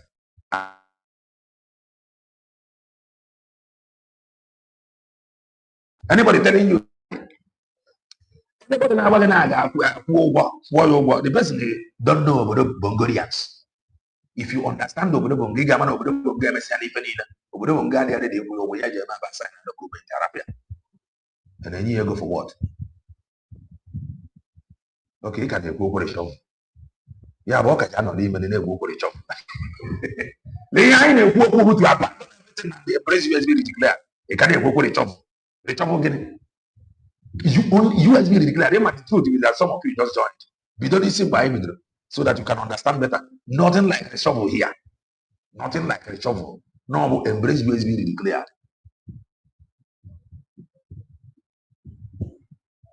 I am telling you. You see all this info. Anybody will telling you, oh, no, government again go. Presently, government how many years ago? The only thing that behind the word compromise. Oh, we are going to appeal. Oh, we are formidable. Oh, there is good news coming. You or not dear. Now listen. This is the woman that told you, Mazi Nnamdi Kanu said, no doctorate of state. Listen to the woman today. Listen. Mba, Igbo bụ Igbo, anyị ga-elite na ọtọ mụrụ anya. every support I win in your IPOB. And Igelienti, Osege, na Mazi cannot lead us. And but map of recent there is this news in social media that Mazi Nnamdi Kanu told her that it is the DOS. That is the recent news that made the DOS to be sharing her videos. That is the recent news that Mazi said it is the DOS. It was months ago. She believed that Mazi Nnamdi Kanu cannot be in detention and be given order. But now, after visiting Sokoto, she now believes that Mazi Nnamdi Kanu can now give order, not the DOS. If you don't know what is coming now, I'm sorry. His family cannot stand it. His lawyers cannot. The conspiracy that is coming, the very huge. The bombardment, they got it too much. Only US will declare the car. The Mazi cannot be inside DSA, inside prison and be given order. Lolo Nekachimezie, I know that you are a very intelligent woman, and I am not surprised that Nigeria government approach you and they bought you over because they see that you are very vocal. But one thing I will assure you is that I will do your end. The more you are coming with lies, the more we are going to expose you to the world. Now, I want every Biafrans and lovers of freedom to ask Lolo Nneka Chimezie and the Chike Doziem and the other people now see that Mazi cannot give order from where he is today. How do Map, I'm not a done. He believes we're not going to buy order. Kelena TV and about no need is the order. The only thing only now, I'm not even blaming him. I'm not blaming him. Didn't blame when then I get the seat here, those that is close to him. On the haven't didn't blame. They are married for US will declare embrace. That is what the world is waiting for. That is what Obodobongo is waiting for. That is what every ethnic nationalities non-Obodobongo is waiting for. That USB, that Dr. Mazi Nnamdi Kanu family and the lawyers, that they have embraced USB declared. That news is what the world is waiting for, so that they can take us serious. Anything outside that, they no go fit stand down when it will come. Listen. When Mazi Nnamdi Kanu appointed these current members of DOS, Chike Doziem, China Sanworu, where was he? Kedebono were appointed. In case you don't know, Mazi Nnamdi Kanu on Kuje prison were appointed Chike Doziem and other members of DOS. And this current DOS, he was not. Oh yeah, but I know his part. I'm a part of player. He was used to fight Mazi and Joko.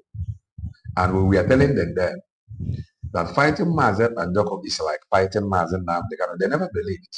Today, he is now struggling to defend Mazi Nnamdi Kanu. And the work is becoming very difficult for him. And all that continue now very, very difficult. The only remedy, Bonaham and embrace USB declare. That is the only way out. He is struggling to defend Mazi Nnamdi Kanu. But he was used to fight Mazi and Joko that was fighting to protect and defend Mazi Nnamdi Kanu. Today, look at him struggling. I will be your end the neck catching his ear. Look at map. What is to come? Map, no go stand up. Map, do you have time? Map, you don't have time. Map, whatever. Map, your voice cannot go viral. Nobody will listen to you. Because the structure in a speak under. That is the structure behind the Grania Funa. They almost succeed in bastardizing it. That structure has been contaminated. Our people can never trust the structure you are speaking under. The structure you are defending, Mazi Nnamdi Kanu under. Nobody will believe you. Mazi Kelena, me and you understand this struggle more than the people on the forefront. My brother, I'm there. Hard emotion. Man, if about the truth, I'm not afraid of fight. I told them then, oh, Mark, Man was shouting, DOS is the final. Oh, after Mazi Nnamdi Kanu is DOS, chain of command. I just told them what they understand as chain of command. Other people, they were busy with that word, the chain of command, they will go monthly due, chain of command. Mazi Nnamdi Kanu, IPOB DOS. Malafa man are the real chain of command about the truth. And what is that truth? From Mazi Nnamdi Kanu to that, they nicknamed autopilot. From that, they nicknamed autopilot of Mazi Nnamdi to Biafra Republic government in exile of Mazi Nnamdi. From Biafra Republic government of Mazi Nnamdi to USB declared. That is the original truthful chain of command. Anything outside this, we told them, stop this fight. You are fighting Mazi Nnamdi Kanu. Today, he is struggling now. He was fighting and defending the doctorate of state. Today, doctorate of state have abandoned him. He now leaves the doctorate of state, defending Mazi Nnamdi Kanu. All that is very, very difficult. When you undermine the truth deliberately, you are going to encounter consequences. All of them, they have deliberately undermined the truth. You are a generous man.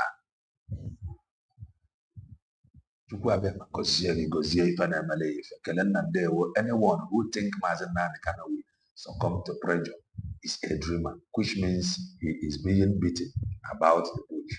Go and listen to his broadcast. We know. Mana, and we're narrative. The problem now, Bona, we cannot directly hear from him. After this program, I am coming again in less than 1 hour. And after that one, I'm coming again, maybe in less than 1 hour. We must preach this gospel. Okay, I am telling you. So they were fighting the truth. Mark and the rest. Today, DOS have disappointed him. He ran away. Today, he is now fighting. He is struggling now to defend Mazi Nnamdi Kanu. But that was what Mazi Nnamdi was doing. They unleashed their media team on him. Today, they have abandoned him. Listen to him. Not outside. He was leading them in Kuje prison. And he appoints all these people that are misbehaving and attacking him now. And I want to know, why didn't you ask Chike Dosem and these people you are trying to project that to destroy IPOB? Kedebe Mazino, when you that order and these members were appointed. If he can lead them and appoint them and they accept it, and you think, don't you think that if you want Biafra, embrace USB declared. If you want Mazi Nnamdi Kanu freedom, but if you want to Mazi Nnamdi Kanu, the truth is the doctorate of state, they are not even going to send you. They know that few people listen to you. You gotta go. Unless if you end up putting the video together like this, I will come and play it so that our people will see. Until you embrace the truth, which is USB declared in all your way. it is Nigerian government that is speaking through him. Now, Lolo Nekachimeze, you said again that according to you, also that there are people don't worry, let me play the video again. Watch the video here. And the federal government also need here to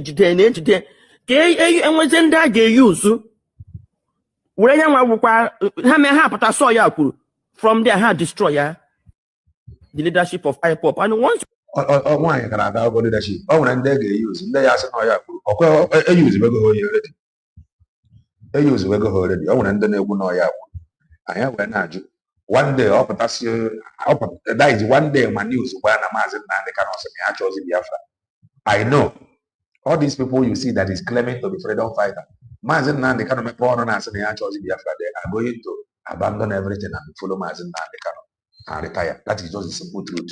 Anybody telling you that some of them that you see jumping up and down today answering freedom fighter, that if Mazi Nnamdi Kanu said, if he said China today, many of them will just pack their bag and baggages and leave.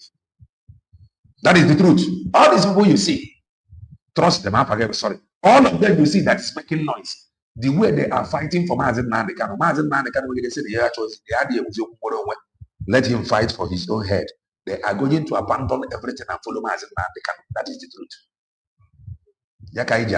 If you want to be Biafra, listen to USB declared. From USB, that is what the world is waiting for.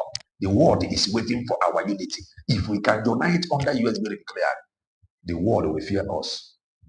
Obodo will fear us. Other ethnic nationalities, Obodo will fear us. The world will take us serious. Other ethnic nationalities, Obodo will take us serious. Yes, she is now included in the number of those they are using. Exactly. She never knew a day like this will come. That is one powerful thing about social media. If you are not consistent, in that long way, I have a program, completely. To destroy the leadership of IPOB. And one year in Kebia in my life, now something that without DOS, IPOB can function. One year we clear agents. Ota can have war everywhere. Why? Ota ni On the plate. you will have looking at her face, he got one the brutal, one the determined. Looking at her face, just assess her from her face. I never want to talk about her. I never want, because there is something in me that is just don't wanting to bring her. She cannot succeed in every year for her. The only thing on game now is succeed. These force are not join and I join. Man, I'm going to Mazi Nnamdi Kanu and lawyers and a family. For joining force with the US really declared. I'm a $9 million, $4 billion. Ganyan daughter age a negotiator. Did you hear that? Osigi, there are people, Nigeria government Ibu Putelego, where Pute now one of them, they are na her platform. Where see that without DOS, that Mazi Nnamdi Kanu and IPOB can be more stronger. Away from confusion. Away from confusion. Confusion and actually without DOS, that there is no Mazi Nnamdi Kanu. Mazi Nnamdi Kanu that created DOS. You see this struggle, the kind of lies and deceit in this very struggle. The kind of lies and deceit in this very struggle. If you are not mentally strong and emotionally strong, the kind of lies on the kind of lies in this struggle, if you are not mentally strong, that is the truth. Mazi Nnamdi Kanu is not Mazi Nnamdi Kanu. Mazi Nnamdi Kanu is Mazi Nnamdi Kanu because of doctorate of state. Imagine. Naked. Dear friends and lovers of freedom, unamonye nekumakia. My that agent on nekumakia. Now watch the video here. May you see the person. I got this surprise on this video. We leave everything in a social media. Man, I the record. Watch the video. There could be a program like this. Now, Oku here actually correct. Now listen. Oh, my agent, listen. Without DOS, Mazi Nnamdi Kanu and IPOB gas stand more than on a stand waiting. And without Chike, those Manchina Sanwolu, IPOB are more strong because here no bunandu when I join IPOB abode maka DOS or Chike those onyo no bunana join IPOB tata join IPOB maka Mazi Nnamdi Kanu and the let them nkuchoku we propose a counter map here. Propose a counter map, and if a map whoever as you understand this thing.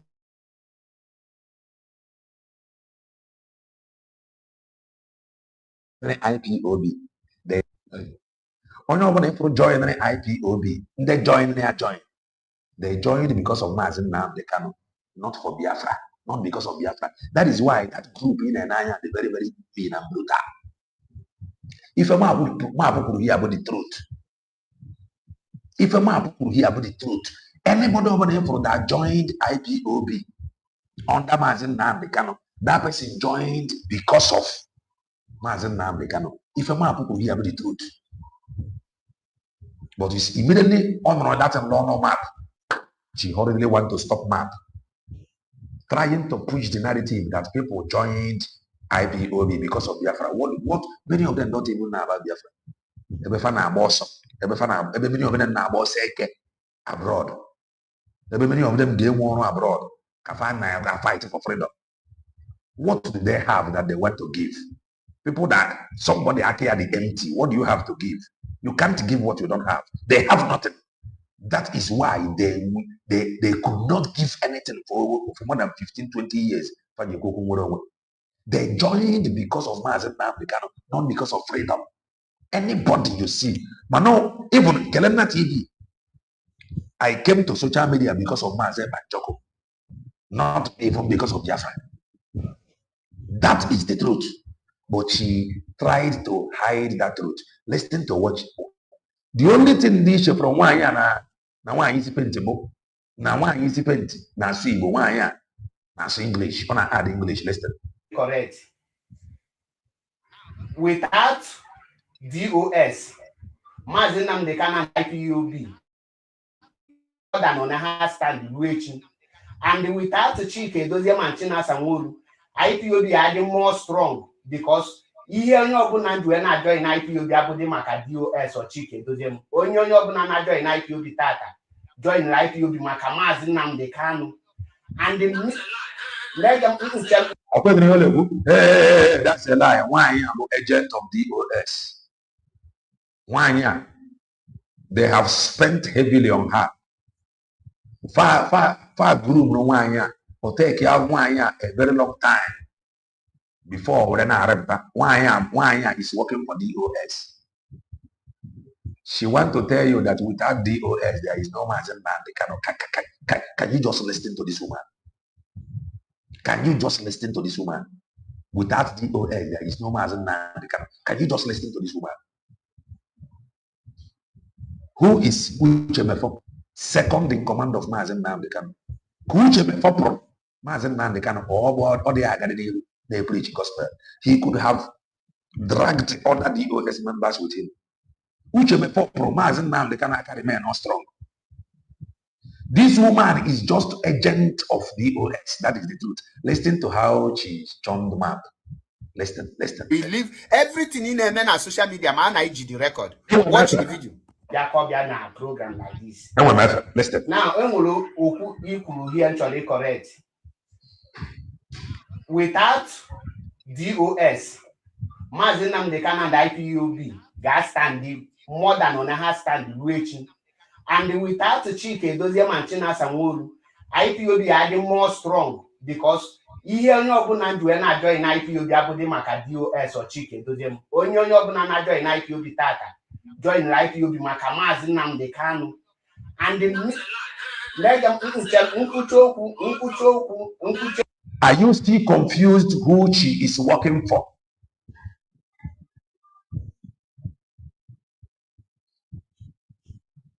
User, you should come clear now. If you come clear, come my military blog. What is blame? Who am I blaming? Egana watch. This is how some of you are. Egana watch. You are telling me to stop blaming. Why? Why I need you to stop blaming her life?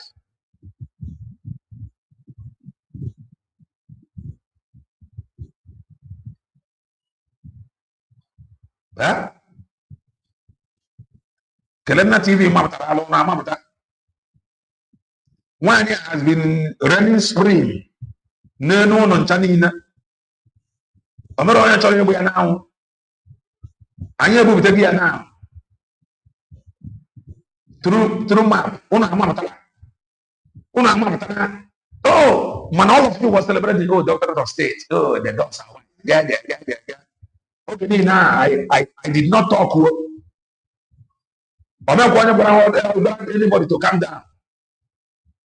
Yeah? Let's stop this blame on one because all this blame is the reason why others are saying Igbos are not united. Why neighbor one here? Okay, now one year na Mazi Nnamdi Kanu go fine. He did not talk. Mazi Nnamdi Kanu and DOS go fine.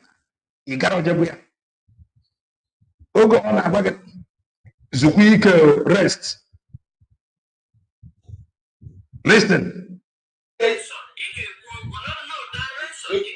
Okay. 90% of Igbo support IPOB maka Mazi Nnamdi Kanu. No, Makonya. The preaching of IPOB. Hold on. Why in Anya they are confused as preaching of IPOB? What is IPOB preaching? Can you hear IPOB they preach? Who is IPOB if not Mazi Nnamdi Kanu? Ndimbu. Mazi Nnamdi Amaka Mele. I tell us with all sincerity that nothing will break Mazi Nnamdi Kanu PM, but because of their beliefs, shows they preach, they have integrity. Trust me, they have offer na ogo. If you will which stand for truth, that keeps them. If you will raise your Mazi Nnamdi Amaka Mele, you will never know shame, you will never know disgrace, you will never know poverty. Yeah? Ordinary for always supporting the truth. Away from one year, agent of DOS. What they are doing cannot break them. But the reason why we are saying what we are saying is because of the misinformation. And I am begging USB to declare Fagotapa, the way Kelena TV Jagota. Let them not blame the anonymous. The anonymous don't have right. They don't have access to original. They don't have access to the truth. These people that is visiting them, they are own. Or if I call anonymous, where they any response. Oh, yeah, Nande Nange visit her has an influence and important role to play. Oh, if I call ya, go any directive or who. If not, where you one year is pushing the narrative, Igbo support IPOB. Who is IPOB? Who is Mazi Nnamdi Kanu? Who is IPOB DOS? This is Mazi Nnamdi Kanu. But one year is working for DOS. If you don't know it today. That is the truth. Listen to it again. Now, watch the video here. Maybe you see the person. I got this surprise on this video. We leave everything in a social media. Man, I the record. She is watch the working video. for DOS. Program like this. Now, Oku here actually correct. Without DOS, Mazi Nnamdi Kanu and IPOB gas stand more than on a stand reaching. And without Chike, those Manchina Samuru, IPOB are more strong because here no open when I join IPOB abode maka DOS or Chike those only open and join IPOB tata join IPOB maka Mazi Nnamdi Kanu and the let them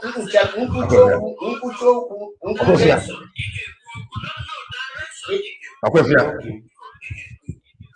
90% of Igbo now support IPOB maka Mazi Nnamdi Kanu. No, Makonya. The preaching of IPOB. Hold on. Because one year they're very confused. With this woman, if not, 1 year got worse than white painted woman. Here the German 1 year also not English. I am telling you, this woman can be worse than white painted woman. The preaching of IPOB. Who is preaching? But the IPOB member that is preaching. Yeah? Map called into her program. Preaching of IPOB. Who is IPOB? He said that they are not joining because of Mazi Nnamdi Kanu. It is because of Biafra and the preaching of IPOB. Who is IPOB? 1 year, 1 year, 1 year, 1 year, 1 year, the one, 1 year, the one who, 1 year, the one who.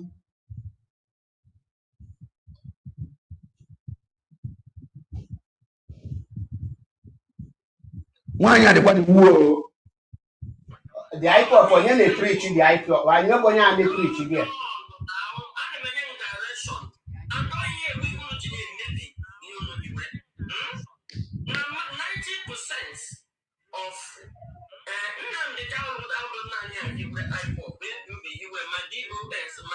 Believe you people hear that.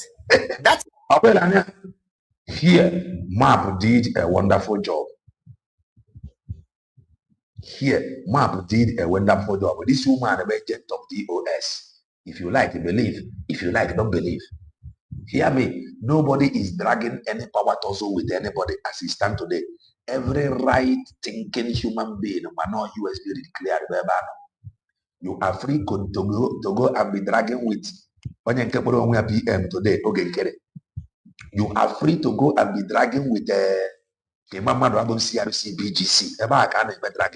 You are free to go and be dragging with the doctors of state.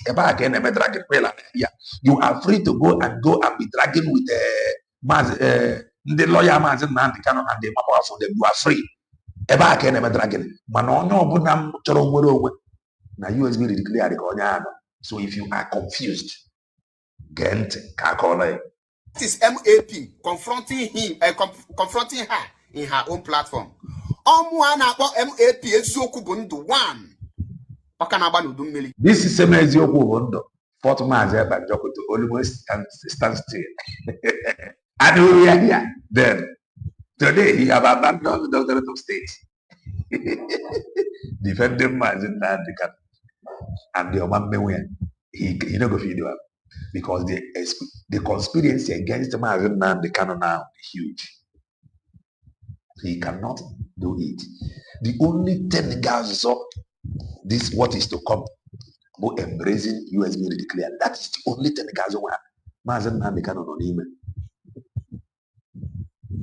Mazi Nnamdi Kanu on email. The conspiracy against Mazi Nnamdi Kanu. The only people who guys who Mazi Nnamdi Kanu USB declare. That is those that is close to him. And then again, you see it here. Now, far by themselves, we embrace USB declared. The world will take us serious when that happens. Obodo will take us serious when that happens. Other ethnic nationalities will take us serious when that happens. The world will know that we are now ready to speak with one voice. Outside that, you see, if this thing continue in the next 3 months, MAP no go fit stand up. Wait till I go and write it down. Because I don't see myself talking about it again. Unless MAP for something like this from MAP. But if I am not coming here to talk about NECA. NECA has no place in autopilot. NECA has no place in Briggy. NECA has no place. Now USB declared. Talk more of being cabinet members. Those that we are fighting, but those that followed Mazi Nnamdi Kanu and they moved to Mazi Banjoko autopilot and they moved to Briggy of Mazi Banjoko and they become cabinet members. From cabinet members, they went to Finland to declare Biafra. In fact, from there, they are former cabinet members. From being former cabinet members, they have obtained the USB declared ID. From obtaining USB declared ID, they have visited prison. Yet, misrepresenting USB declared. They are my problem. Not NECA. I cannot imagine me talking about her tomorrow. NECA has no say. Now USB declared. In fact, any accusation of NECA hold no water because she is just speaking based on hearsay. I can never take her serious. Man, you see people that I am taking serious, but those that have followed Mazi Banjoko, those that have followed Mazi Nnamdi Kanu to Mazi Banjoko, to autopilot, to Briggy, to cabinet, from cabinet, they went to Finland to declare. From there, they become cabinet member. From there, they visited Mazi Banjoko. They are my problem. Okay, Lania. They are my problem. So if Mazi Nnamdi Kanu's lawyer and his family need protection, USB declare Kapaya Bobote so that we can be speaking. Our speaking from here will be covering all. Manufacturing this gang up now, they will succeed. That is the truth. I told my video. Confront that now. Without these members of Chike, the DOS, which is Chike, those Mazi Nnamdi Kanu will be strong. And the Nigeria government are trying everything to destroy Mazi Nnamdi Kanu. They couldn't. The only thing now, actually, they are looking for a way because you cannot destroy IPOB in as far as Mazi Nnamdi Kanu name attached to IPOB. You cannot destroy Biafra. Biafra. Here a problem on the way. You pray for Biafra. Indestructible. But is a certain way. You cannot destroy Biafra. And that Biafra, Mazi Nnamdi Kanu have preached so well. Now that very Biafra. You cannot destroy Biafra. You cannot. Only never IPOB one. You people that is not on that is not stable. You cannot destroy Biafra. You are talking about a map that fought Mazi Nnamdi that is yet to apologize to Mazi Nnamdi. That is yet to apologize to some of us that was asking them what was the crime of Mazi Nnamdi. They have seen that they cannot destroy Biafra. What they are doing now is misinformation. They just want to create confusion. That is just all. Oh, Mazi Nnamdi Kanu said, tomorrow they will tell you that Mazi Nnamdi Kanu have told them, now go about your normal business, Biafra. And those that will move on with their lives, they will move on. But those, level I don't know was Mazi Nnamdi Kanu again do supreme leader, they are because you are IPOB, they are because you are they go nation, they go ID recognition, and I call IPOB, Doctors of State. God help me, God help me, God help me. This misinformation now, I succeed.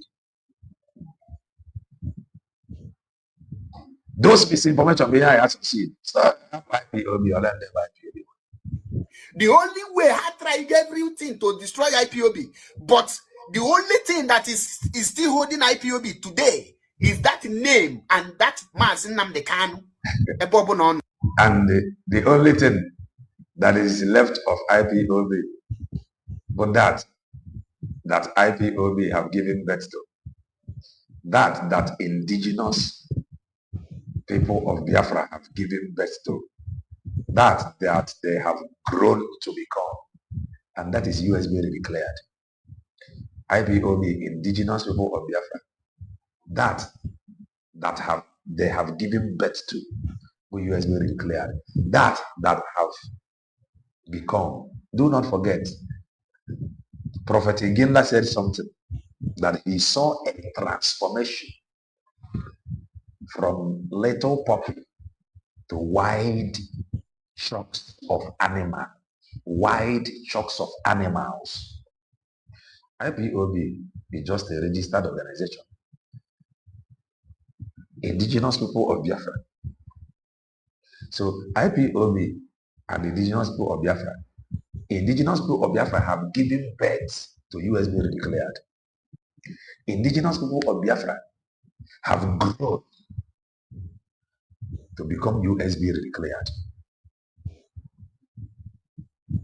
Indigenous people of Biafra have given birth to USB declared. Indigenous people of Biafra have given birth to United States of Biafra. Yes. No, the name keep IPOB more strong. Now, her plan is here on how to destroy this IPOB. They now come on a conclusion that they need to... The problem there, whenever they just hold IPOB. Oh, I'm a member of IPOB. I'm a member of IPOB. They say, if you're not on social media. Touch Mazi Nnamdi Kanu name so that IPOB will crumble and collapse. Now, Lolo Nneka Chimezie, being an evil mother who will bury her own children, not IPOB.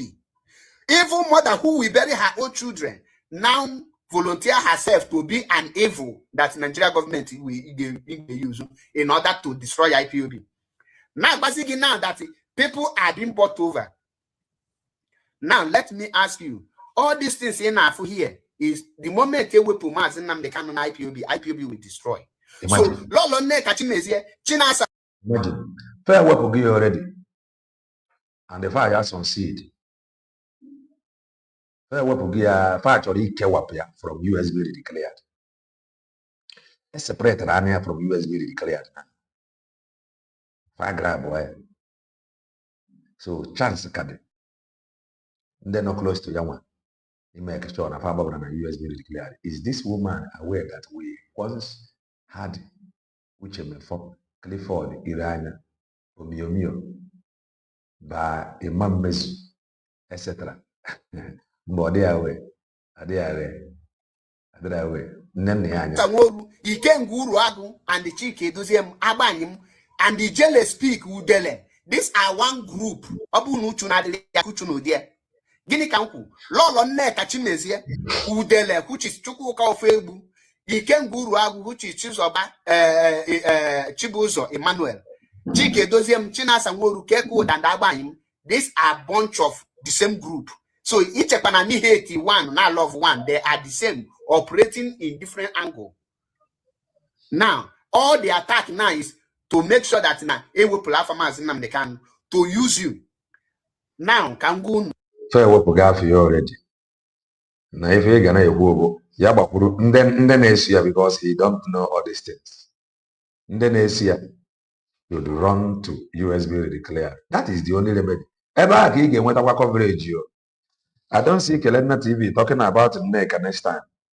I come with a program of Eggman that I have not finished. I have a whole lot on my table now. You gotta go. So after this program, in less than 1 hour, I'm coming back again. I don't see myself talking about NECA and the Doctorate of State. I want fact. I know. Without IPO, without DOS, IPOB and Mazi Nnamdi Kanu will stand more stronger. DOS is a structure. Mazi can decide to remove that names DOS and rename it anything or state of anything because he was the one who single-handedly formed it. Now, secondly, let me. I don't want to further this thing. I want to further prison. Some people are what about. I really thank God for Mazi Banjoko and Udiobi Onwere. You gotta go. I really thank God for Mazi Banjoko and Udiobi Onwere. Mazi Banjoko had a fair emotion. Yeah, with Roga Fabio, he said it publicly that he is not going to take any order from Mazi Nnamdi Kanu. Do you know why? Because Mazi Nnamdi Kanu had the feet to make choice. That is, or the feet to decide based on everyone. No, young boy, all these lawyers, if I have they are worried about how to pull Mazi Nnamdi Kanu out from there. That is the truth. They are worried about how to pull him out from Ebono, not these stories. And Yaka be careful. Kafagari push, and I will not want anybody to think because of a lawyer or because of that, Mazi Nnamdi Kanu no. Mazi Nnamdi Kanu that is the truth. If he was misinformed. All these lawyers, they are targeted to pull Mazi Nnamdi Kanu out from detention. Let's continue. Educate her again. I am not her kakukifu. Ungejofu video destroy all her destiny. All say that in a powerful. Master Prophet, you are asking of. Master Prophet was not happy because of this same thing. One year brakuo, Mazi Nnamdi Kanu say, no Doctorate of State come. Master Prophet was not happy. He made a video. He said it. When a Master Prophet, I got a zia na 1 year. Now they use. Obro no born na 1 year got a far, but where you know give fan from those lawyers for 1 day. You have not. Order that now IPOB sit at home on the 2nd of February, being Monday. Then Olusia the next Monday. Then the power for council. These same lawyers, the same lawyers in Africa. Okay, Mazi Banjoko, they have been issuing messages now. Until Mazi Banjoko said that he is tired. That is their business. Handing the message, Mazi Banjoko, bye-bye. Bye-bye with your message. Now let me educate her again.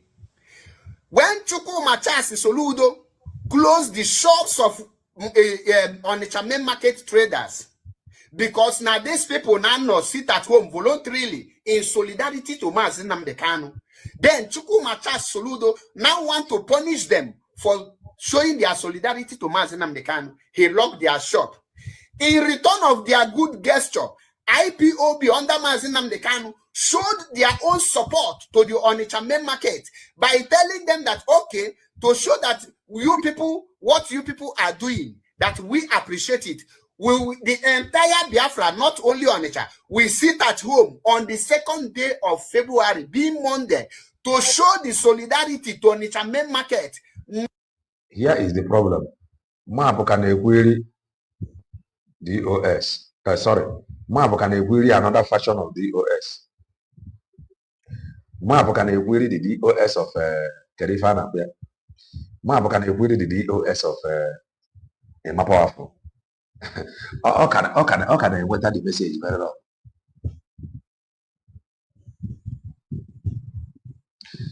They cannot now. They cannot. Amandis, they cannot. Ndebo member, they were refused. Ndebo cabinet member, they were refused to be looking up to USB declared. However, lawyers that is fighting for their client cannot direct message. Which message? Who want to even listen to message? Message again. Message again. Not that every month they sit at home. And the man powerful made it very clear that now that sit at home. The only message you need I contact your USB declared. You gotta go. Apart from that, I don't know what a message should be a voluntarily. And I want Lolo Nekachimezi to know that another sit at home is coming again, which on the 30th May will be another sit at home for Biafran Heroes Day. Now, are you going to tell me that because Mazi Nnamdi Kanu Council sit at home, that if there is anything that we need sit at home to show our displeasure or to show our support for another thing, that we shouldn't activate it for that part? You cannot activate it again. You cannot. How can you activate it? Under whose platform can you activate? It shouldn't activate. The only activate you may have a file for USB now, which is very, very important. Very, very important. Particular reason. So for those of you who will listen to this garbage, this evil woman is vomiting, know that she is speaking under duress because Nigeria government is after her, and the only way she can survive is to betray, and she have already betrayed. She's now working directly with Nigeria government, pretending to be loving Mazi Nnamdi Kanu. And I dare her to visit Mazi Nnamdi Kanu in Sokoto if she is truly working for Mazi Nnamdi Kanu. She can never again visit Mazi Nnamdi Kanu. Mazi Nnamdi. If I ever challenge Jana Demma, why now? Some of you are the family. Why now can visit Mazi Nnamdi Kanu? O nwere ike ọ gaba na ọkpọrọ onye ọzọ, onye a rue, onye ahụ etinye afọ ya, facha ịba n'ime usoro onye a ba. These things don't want to case here. All this. They kind of have bad her not to visit him again in Sokoto to show you that Mazi have seen evil, and Mazi through his lawyers sent a warning to her. The only thing she will hold now is, I visited Mazi Nnamdi Kanu before. I visited Mazi Nnamdi Kanu before. Visit again. Let us see. Touch the like button, please. Visit again. Now, dear friends, that February 2nd was not for anything. Not for there is every Monday sit at home. No, we did it to show our solidarity to Onitsha main market, and that was on the 2nd day of February, 2026. Sorry, that brings me to the end of this program. There is something I remember studio, but I'm here now. I will open it. Now my next program. That my next program, I may play this one a little bit before I move here at the main program. By then I will open studio.